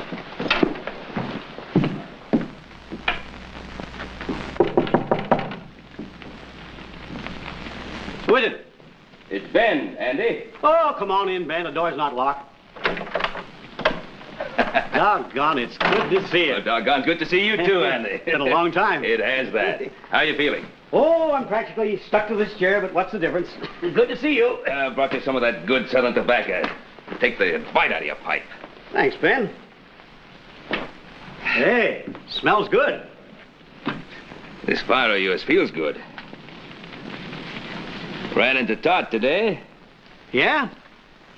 I turned the running of things over to him. I had to face up to it. I'm just not up to handling things anymore. Todd was saying you're thinking some of selling out. You know how kids are.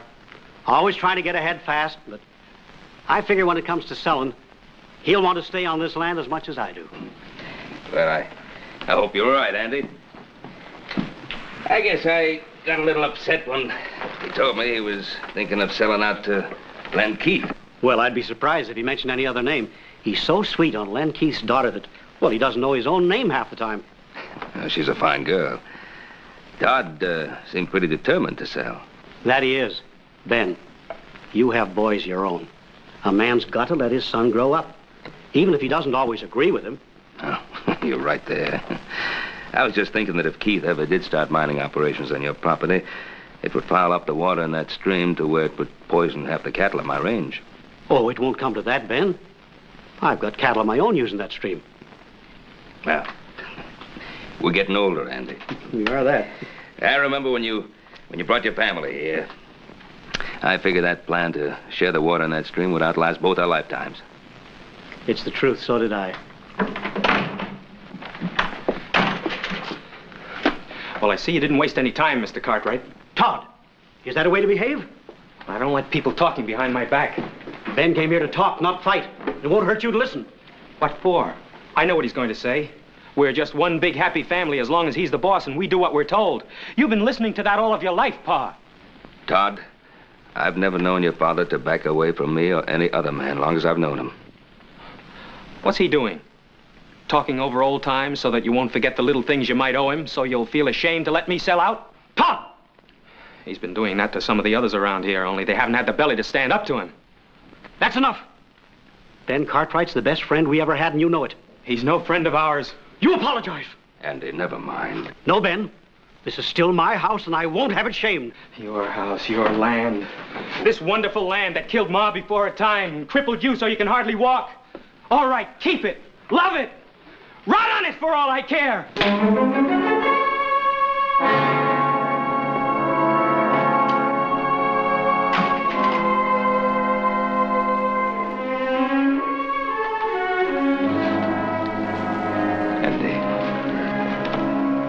I'm afraid I'll have to apologize to you myself, Ben. I figured that if I come by, it might help.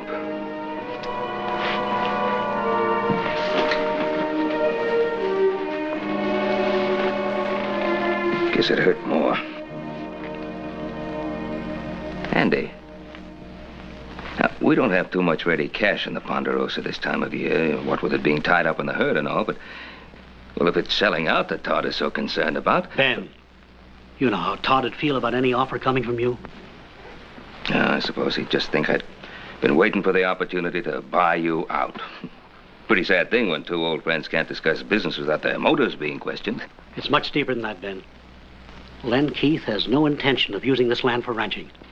He's offered Todd a partnership. He's got the boy all fired up with ideas of becoming another silver baron.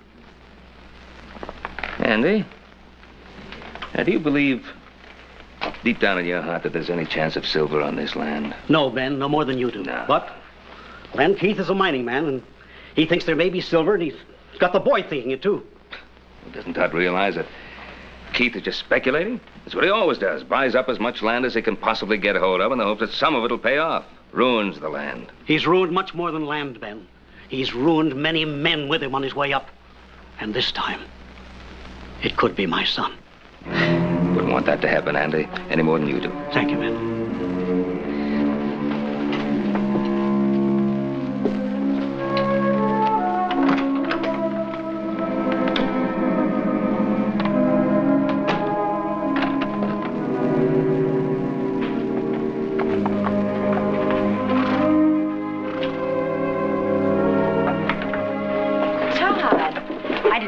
Till this evening. I have to see your father. Is something wrong? Yes. Hello, Todd. How's my future son-in-law? Disgusted if you want to know the truth. Oh, well, come on in and tell me about it. Maybe I can help you. What is it? Mr. Keith, I can't sell out to you. Oh, why not? Does your father feel that I didn't offer you enough for the property? Oh, it's not that. He made a water rights agreement with Ben Cartwright 20 years ago. I see. The Cartwrights, eh? What's the matter with them? They feel that we're going to muddy up their pretty little stream? It's getting to be you can't make a move in this country without Ben Cartwright's permission. Well, I suppose you can't blame a man for looking out after his own interests. What about my interests? Mine and Virginia's. Where are we going to get the money to get married? Todd, you know money isn't important to me as long as we're together. My mother felt that way. She died when she was 26 years old, helping my father try to make something of this land. Todd, I can always find a job for you in one of my mining companies. A man has to make it on his own, Mr. Keith. You ought to know that. It's what you did, isn't it? I certainly did. That's the way I like to hear you talk. Now, don't worry about it. I'm sure we can get your father to see it our way. Not if Ben Cartwright's doing his thinking for him, we won't. But the Cartwrights have always seemed like reasonable people to me. You just know them in a social way, Virginia. You've never dealt with them on a business level. Don't worry. I'm not going to let Ben Cartwright stand in the way of the happiness of my two children.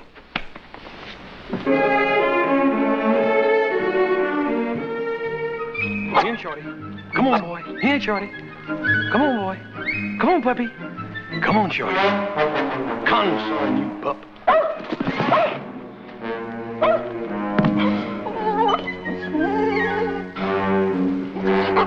Nice puppy. Come on, puppy. Come on, puppy.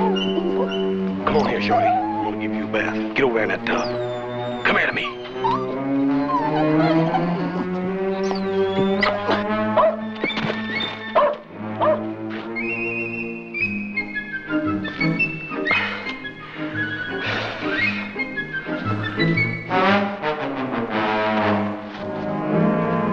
You gonna get a bath whether you want it or not. Come on here, pup. Come here to me. Come here, pup. Here, Shorty, come on. Nice puppy. Nice puppy. Come on, fella.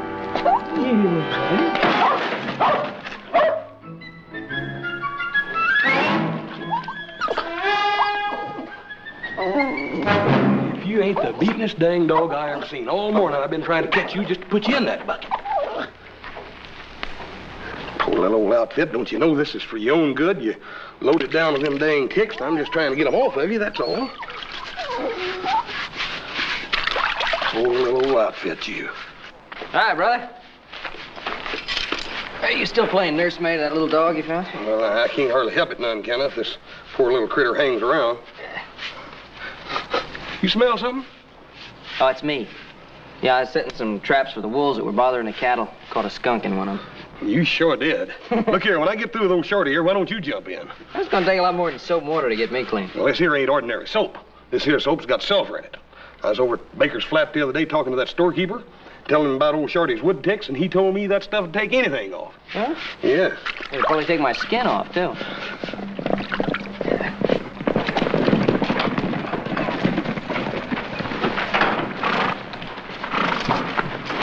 Hi, Pa. You talked to Andy?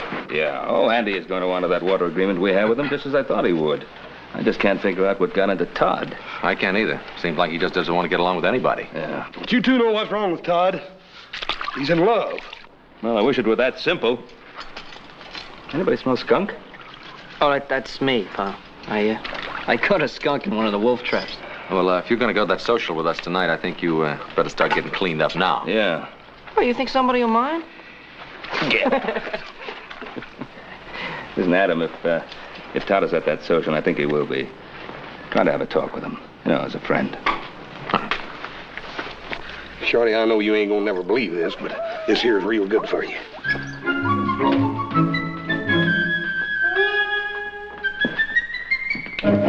Hey, now.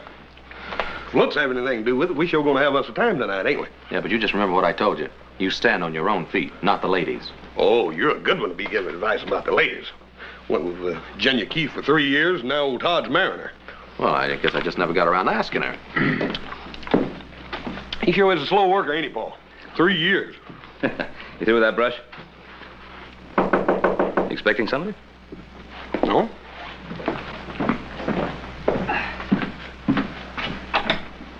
Oh, hi. Boss? Hello, Ben. Len? Not interrupting anything, am I? No, not at all. Just getting ready to go to the dance. I'm taking Virginia in later myself. Wonder if I could have a private little talk with you. Yeah, let's go get the horses ready. Well, sit down, Len. Thanks. Oh, what's on your mind? Well, Todd McCarran came to see me, and he's all upset about what happened between him and his father. Well, I was a little upset myself. I'm very fond of Todd. He's got a lot of character. He's extremely ambitious. Len, sometimes ambition can drive a young man in the wrong direction. But I don't think that's true in Todd's case. I consider him practically a member of the family. I'd be pretty careful of whatever opportunities I put in his way. Matter of fact, I wanted you to help me. In spite of what's happened, Todd's got a great deal of respect for your opinion. Well, perhaps that used to be so. Well, of course, he's a little high-strung, but you and I can understand that. We were young once, too. We saw what we wanted in life, and we went out and we took it. Now, nowadays, a young fella needs help to get started. I'm doing what I can for Todd. I thought you'd want to help, too. That was a very nice speech, Keith. Now, what did you really come to see me about? Well, I don't want anything for myself. I'm only here to help Todd. Old Andy McCarran does pretty much what you ask him to, now doesn't he? Now, hold on. Andy McCarran has a mind of his own, and he's very capable of using it. Yes, but you've got to make him understand something. By holding on to that land, he's jeopardizing his son's future. Your interest and concern with Todd's future is most commendable. I've watched you over a period of years, Len. Making quite a lot of money. And ruin quite a bit of land. And quite a few people in the process. I'm not going to help you ruin Todd McCarran. I always try reasoning first, Ben. If that doesn't work, I guess I can find some other way.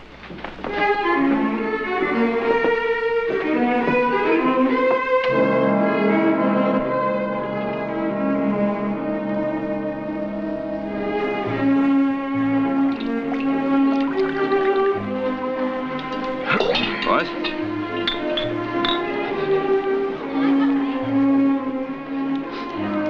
Little Joe, you sure do smell better than you did this afternoon. Well, thanks a lot. If you gentlemen will excuse me. Yes. Of course. Hey, Paul, I'm gonna see if I can't rustle me up one of them little fillies. Have you had a chance to talk to Todd yet? No. He's danced every dance with Virginia. Excuse me, Adam. I think I've just found my filly.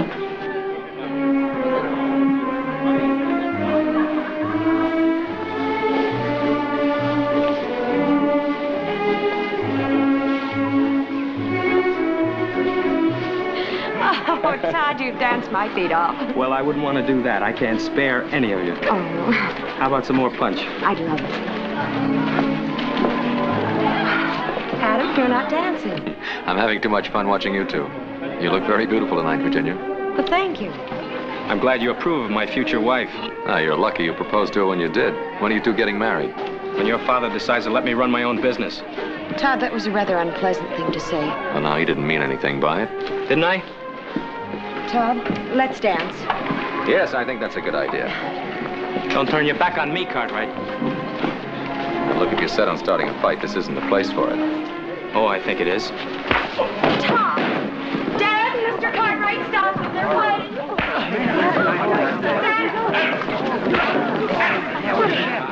All right, you two. That's enough. Todd, we don't want to fight you, boy. And stay away from me, all of you.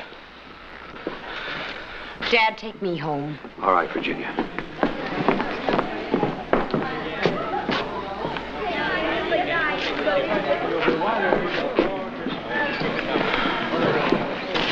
Come on, Forget it, Adam. well, let's have a little music.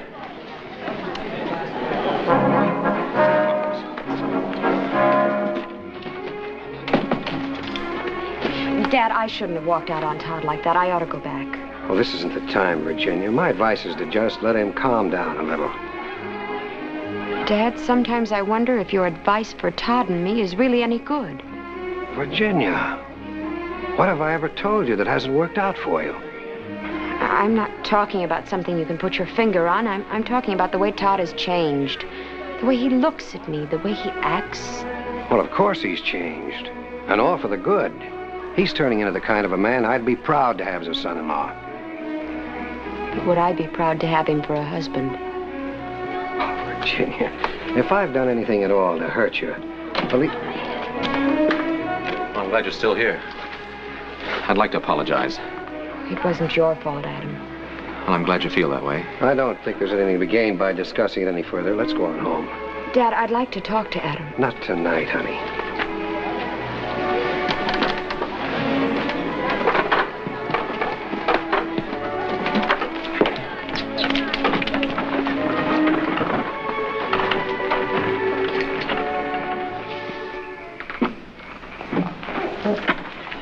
Excuse me, Mr. Keith. I got to talk to you. Well, can't I wait till morning? No, sir, it can't. Well, go on in, honey. I'll be right in. All right. What is it, Tucker? It's about the cattle you just bought. Sun's come up. You better handle it.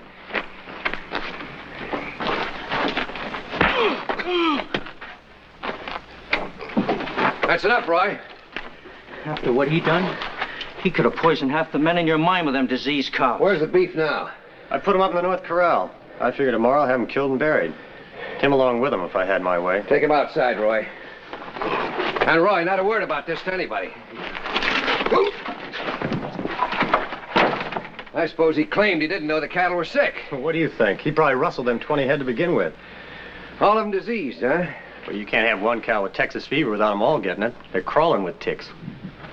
In other words, you put those sick cattle in with a healthy herd. It spreads like wildfire. I see.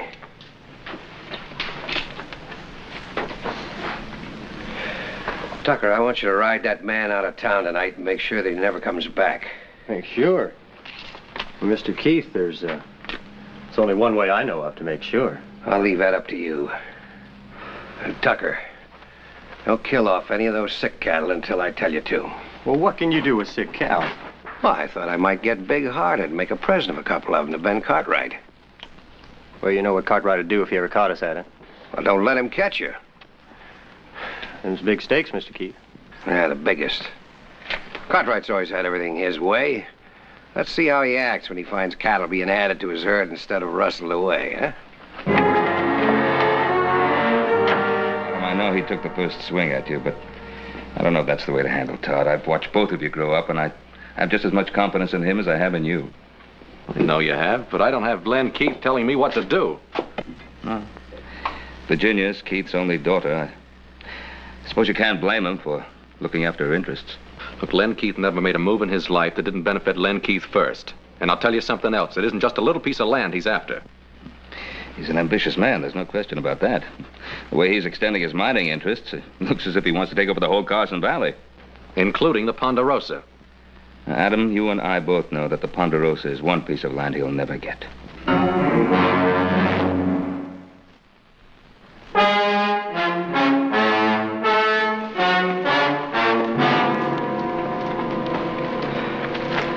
Dead, boy. Looks like Texas fever. Texas fever? Yes, sir. Well, we bought Texas cattle before. They've always been clean. You check the other stock? A few more head showed signs of sickness. We cut them out of the herd. Probably have to destroy them. Well, there's no probably about it. That tick fever plague could kill every head. Not only in our range, it'd kill every herd in the territory. Poor critters, they don't even know what ails them. Get out of here. Get out of here. Dang fool dog will have them ticks all over him. Hoss, you remember that sulfur soap you used to wash down that dog? Yes, sir. Well, I'm thinking that if that sulfur soap could wash the ticks off a dog, why not off cattle? We can't scrub down every steer. No, but we can dig a pit between the two corrals. Put in some water and a lot of sulfur, like a bath. Run the herd through one at a time. Paul, that'd take a powerful lot of sulfur. Well? I reckon they ought to have it up at Baker's Flat. You want me to ride up there and see? Yeah, you take the buckboard and haul as much as you can carry. Joe, you better get back to the herd. Have the men cut out every head that even looks sick. Right, Pa. Adam, you and me better get started digging those pits. They're up to something. Nothing they can do but start killing cows. Yeah, maybe. We better stick with them and make sure.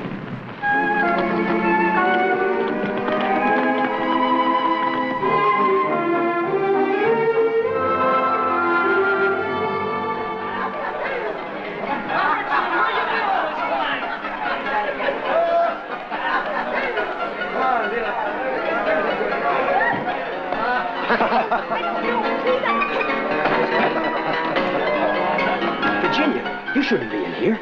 Neither should you. Todd, I've looked all over town for you. Everybody's staring at you. Come on. Todd, what's happened to us? This just isn't like you, that fight with Adam and... What are you doing? Taking sides with the Cartwrights like everybody else in this country? Sides? What sides, Todd? Don't you see what they're doing to us? Your father made me a good offer on that land. 3 times as much as it was worth. Well, if I knew it was going to mean this much trouble, I'm sorry he did. That's easy to say, but it's not so easy to live with. Virginia, I want to amount to something. I want you to be proud of me, the way you are of your father. Todd, I'm proud of the man I fell in love with. A ranching man trying to build something for the future, his and mine. Now, if he starts hitting people and getting drunk the first time things don't go his way, well, I'll still love him because I can't help myself. But I won't be proud of him for it. I've had enough speeches, Virginia. Please go on, honey. I'll see you after a while.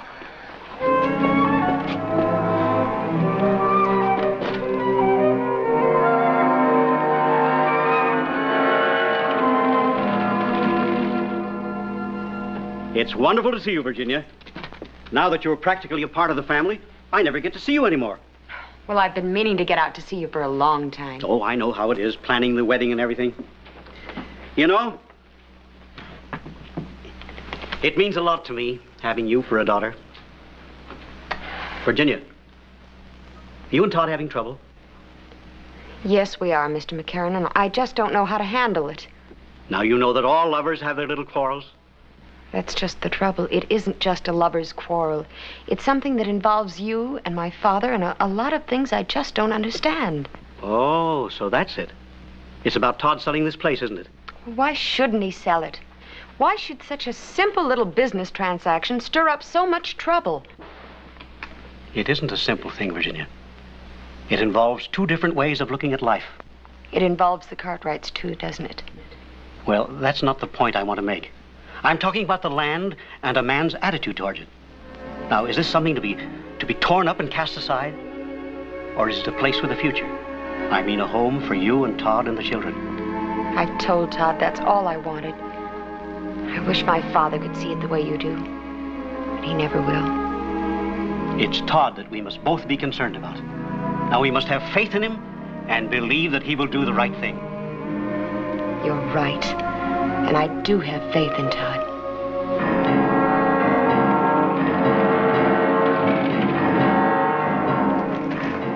He's coming. Did he see you? I circled around. He's got that buckboard loaded down with bags of sulfur powder. What for? Don't know. I asked the storekeeper at Baker Flat. He said that Cartwright fella talked about washing his cows down with sulfur water. Well, I don't know what good that'd do. But we better see to it that it don't happen anyway. You stay here. Get your rifle and keep down out of sight.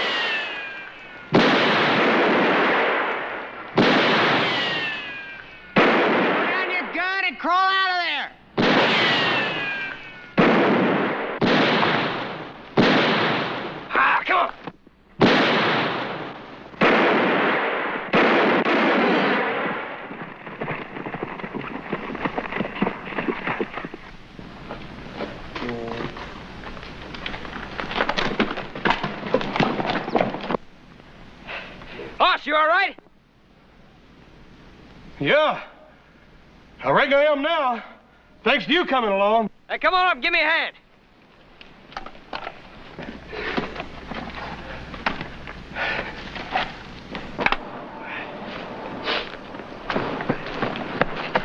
I was rounding up some strays and I heard the shots.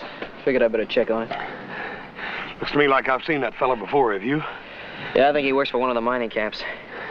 We better get that sulfur in. There's 2 more cows flopped over dead. They're not from the Ponderosa. Them sick cows ain't ours? No, looks like it's not. It's gonna be a lot of sick ones from our place, though. Let's get him in. I'll get his horse. I tell you, Roy's dead. Did they see you? Well, yeah, but they couldn't recognize me. I can't take any chances. You saddle up my horse and get back to the bunkhouse and stay there. Keep out of sight. Dad? Your supper's getting cold. Well, I'm sorry, honey. Something's come up. I've got to go into town. But, Dad... Do you have to go right now? I've got to. It's important. I just heard that a plague of Texas fever has hit the cattle around here. I've got to warn Todd and the other ranchers. I'll be right back. Come on, let's go here.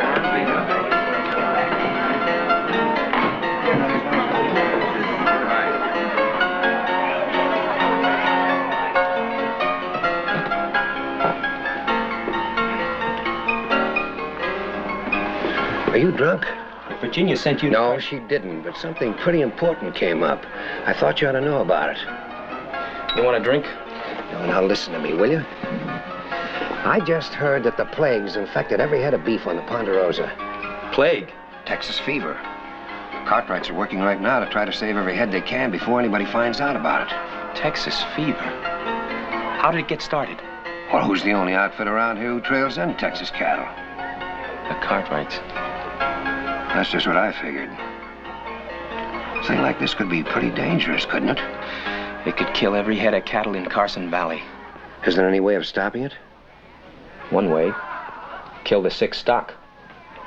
There's no other way of protecting ourselves? None that I know of. unless we kill off all the Cartwright's cattle. Oh, they never stand still for that. No, I guess not. They showed that pretty plain. What do you mean? Well, a couple of my boys went up there yesterday, see how bad it was and try to help them out, and the Cartwrights shot one of them down. Shot him? Why? Well, that's pretty obvious, isn't it? They're trying to keep word of the plague from spreading. Does the sheriff know about the shooting? The sheriff? What good would that do? He's afraid of the Cartwrights just like everybody else around here is. Yeah. Well, not me. I'm not going to stand by and watch my cattle die like flies. Just don't do anything foolish. You can't stand up to the Cartwrights all alone. I won't have to, not this time. No cattleman's going to stand by and watch his herds die off. Cartwright or no Cartwright. Well, if enough of the other ranchers went in with you to stand up again... They'll go in. I'll see to that.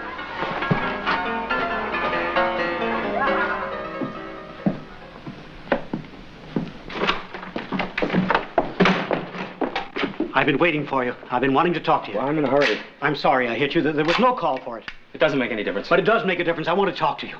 Well, later. What are you doing? We got trouble. What kind of trouble? I can handle it. Don't turn your back on me. Tell me about it. Oh, I haven't got time. I've got work to do.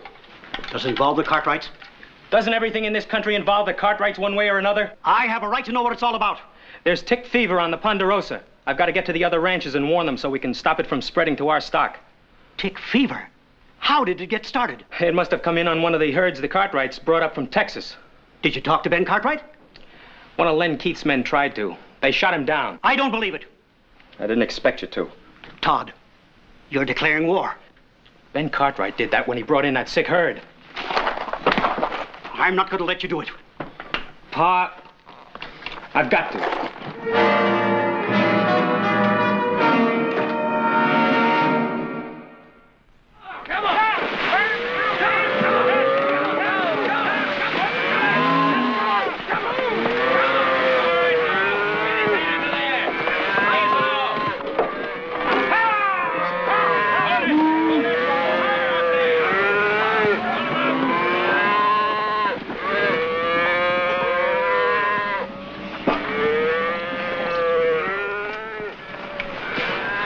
This is that bushwhacker's horse we brought back. Take a close look at him.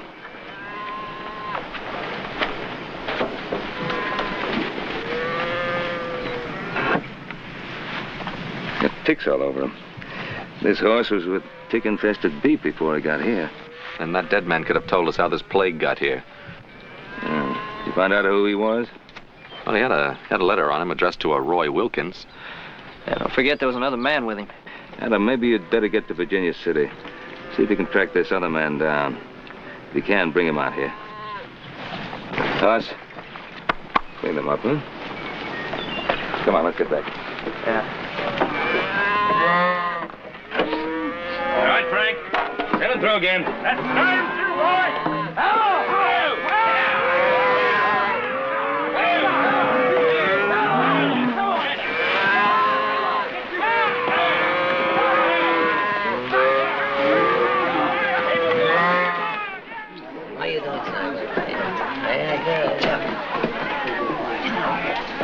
Hello, Adam.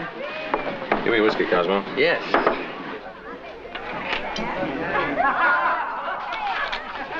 Feel me out. It's getting late. I'll give you a chance to get even later. Something on your mind? You know a man named Roy Wilkins? Roy Wilkins. Sure, I've seen him in here. Who does he work for? I don't know. Hasn't been around here very long. As a matter of fact, the only times I've ever seen him, he's always been with a fellow named Tucker. Tucker? Works for Len Keith. Len Keith. Thanks.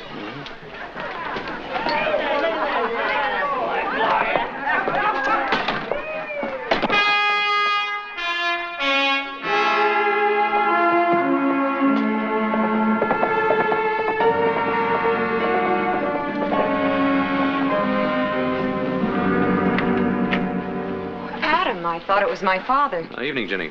Isn't he here? Well, no, he's in town. Listen, you know a man named Roy Wilkins? Wilkins. There's a man named Roy I know. He's a friend of Tucker's. Who's Tucker?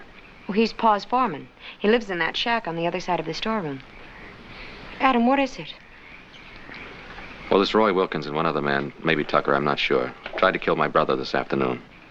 That's impossible. Those men work for my father. Excuse me.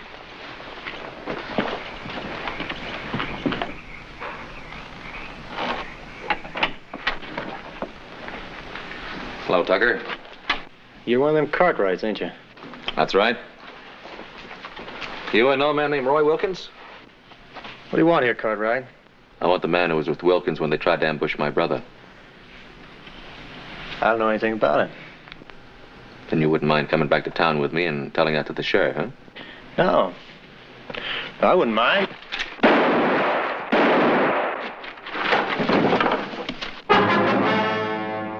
I thought you missed him. Dad! Adam, is he? Yeah, he's dead. I wanted him alive. I was hoping he could tell me something. Tell you what, Adam? You think fast, Mr. Keith. Just like you shot fast a while ago. But when this plague trouble is settled, we're going to have a talk. I wish you hadn't seen this, Virginia. I'm sorry I had to see as much as I did. I had to protect Adam. Tucker would have killed him. Tucker had already dropped his gun. You killed him deliberately. Oh, you're all upset. Now go on into the house. You can't send me away like a little girl, Dad. Don't try to understand it, you hear me? Now go on back into the house.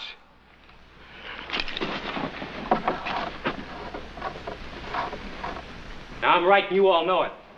If it was one of us had a sick herd on the range, the Cartwrights would be the first to yell, burn him out. That ain't so. Cartwright should have killed off his whole herd without us having to meet and talk about doing it for him. You can't expect him to kill off healthy beef. Who's to say what's healthy and what's not? Now, the Ponderosa's rich. It's got timber and enough money to restock its range. Most of us live on the beef we raise each year. Now, if we lose our herds, where's the money coming from to pay off the bank loans, to feed our families, to even get started again? You really aim to ride against the Ponderosa? If I didn't fight for my land and what's on it, I wouldn't hold myself much of a man. Anyone else feels the same way is welcome to ride with me. We're with him, ain't we, men? Not me. All right. We'll meet at the north end of town, just after sunup. Every man bring a rifle, and be ready to use it. That's it, then. Come on.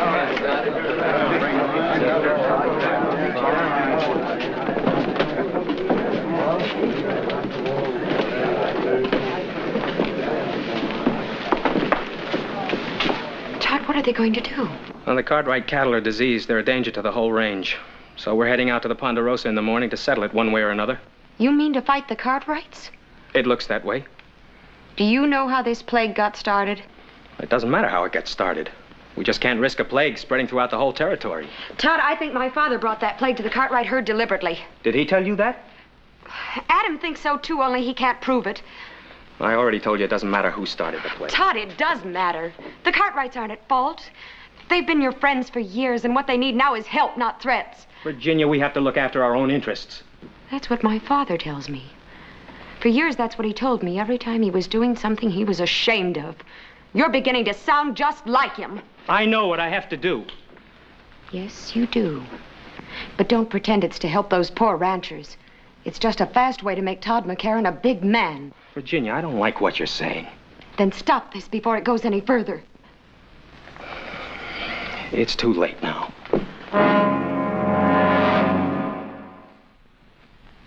Pa's, is dipping doing any good? It's funny, I was just thinking about that. I certainly hope so. You know what our cash situation is? If we were to lose any of our herds right now, it would pretty near wipe us out.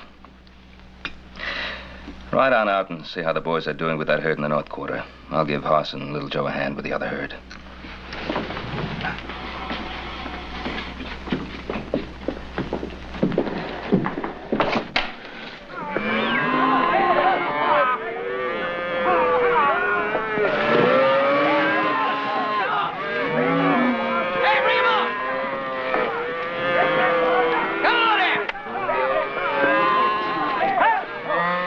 We got more trouble than plague, Pa.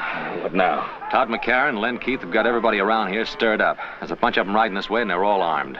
Don't they realize we're doing everything we can? Pa, it's a mob. They're not going to stop and think. They claim they're going to kill every head of cattle on our range. Well, then we'd better make them stop and think. Ride over to the house and get our rifles.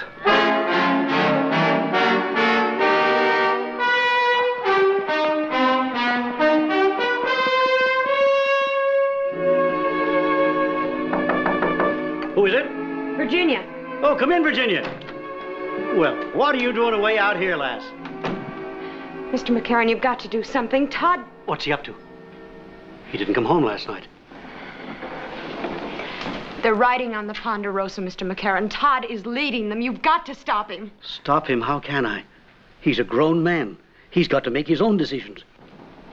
Mr. McCarran, I have no place else to turn. I love Todd. I thought you loved him, too. Unless you do something, we're both going to lose him. An old man like me. How can I help him now? Now is the time that counts, Mr. McCarran. Now is when he needs your help more than any other time in his life.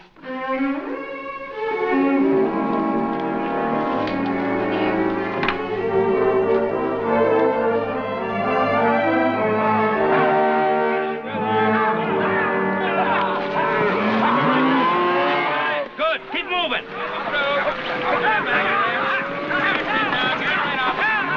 Order, men. Get your guns. Remember, boys, no shooting unless I say so. How do we know they want to talk? We want to talk.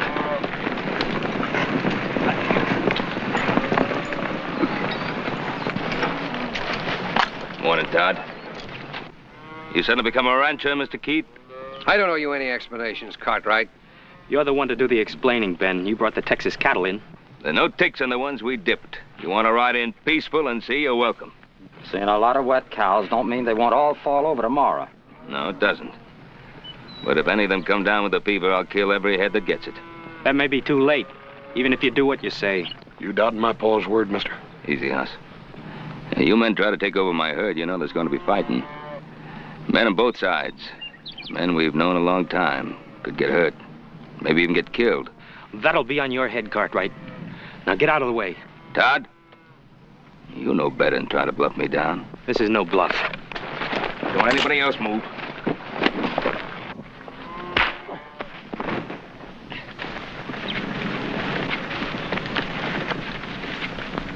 Shoot him down, Todd. We'll back you up.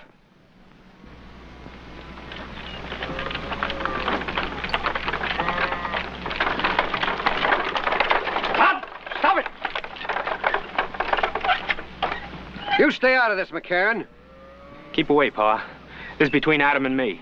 If you're going to make a killer of yourself, you better start with me. Your son picked his side, McCarran. Now, you've got no right to be here. Pa, don't you know everything we've got is at stake? I know that better than any other man here. Jameson, I passed by your spread coming here. Your stock's down with fever. Some of the others are also. Son, you better go home and take care of our herd. They're coming down with it fast. I told you what would happen. And you can blame the Cartwrights for it. Let's finish what we come here for. Yeah. Wait a minute. You can kill off every head on the Ponderosa, but what good will that do you? I tell you that sulfur dip's working. It's saving our beef. It can do the same for yours. It's the only chance any of you have. You better take it. You still handing out orders, Cartwright? Don't back down from them. Make up your mind, Todd. Whose side are you on, ours or the Cartwrights? You don't have a side, Dad, except your own. He doesn't care about your cattle. He's only trying to destroy you so he can take your land. We're not talking about land. We're talking about plague. So am I, Todd. My father started it. Virginia, you don't know what you're talking about. She knows what she's talking about, all right. Her father killed Jim Tucker just to keep him quiet. Adam!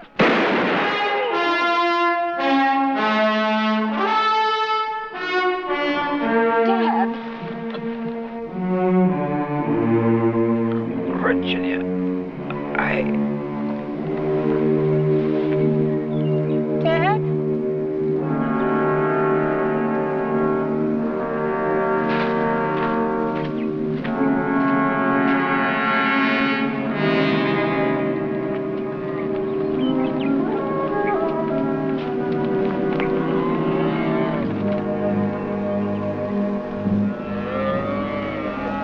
That offer still goes.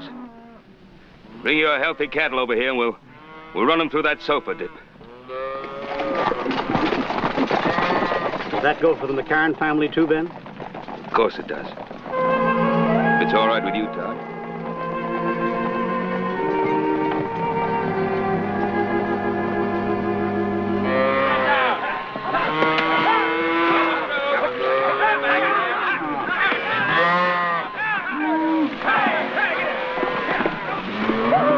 Here, get that one turned around.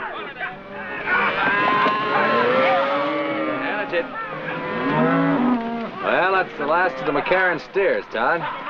Well, I'd kind of like to stay and help with the rest. Hey, what do you say we take a break for some coffee? Good idea. Hey, Hoss, come on, coffee. Well, you two are going to make mighty fine neighbors. Thanks, Ben.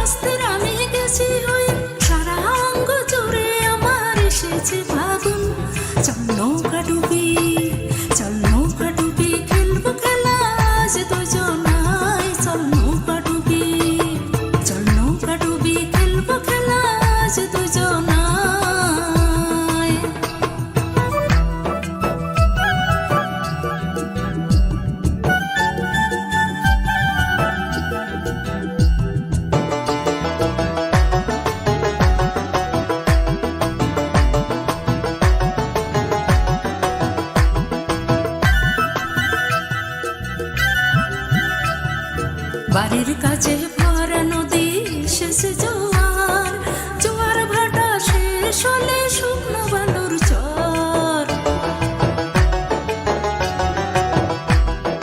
বাড়ির কাছে ভরা নদী শেষে জোয়ার জোয়ার ভাটা শেষ হলে শুকনো বালুর চর ঢেউয়ের তালে তুলতে চলে আমার নাই চর চল নৌকা ডুবি চল নৌকা ডুবি খেলবো খেলা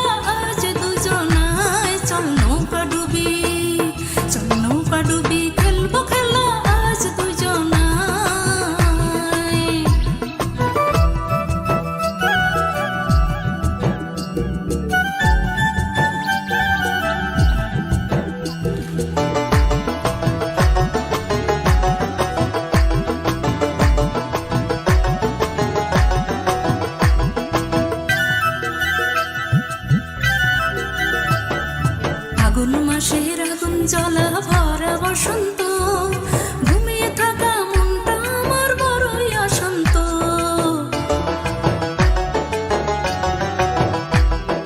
ফাগুন মাসের আগুন জ্বলা ভরা বসন্ত ঘুমিয়ে থাকা মনটা আমার বড়ই অশান্ত প্রেমের গাঙে সাঁতার কাটলে হাতটা আমার ধর চল নৌকা ডুবি চল নৌকা ডুবি খেলবো খেলা আজ দুজনাই চল নৌকা ডুবি চল নৌকা ডুবি খেলবো খেলা আজ দুজনাই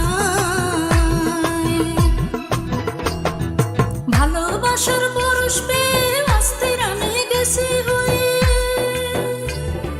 ভালোবাসার পরশ পেয়ে অস্থির আমি গেছি হয়ে সারা অঙ্গ জুড়ে আমার এসেছে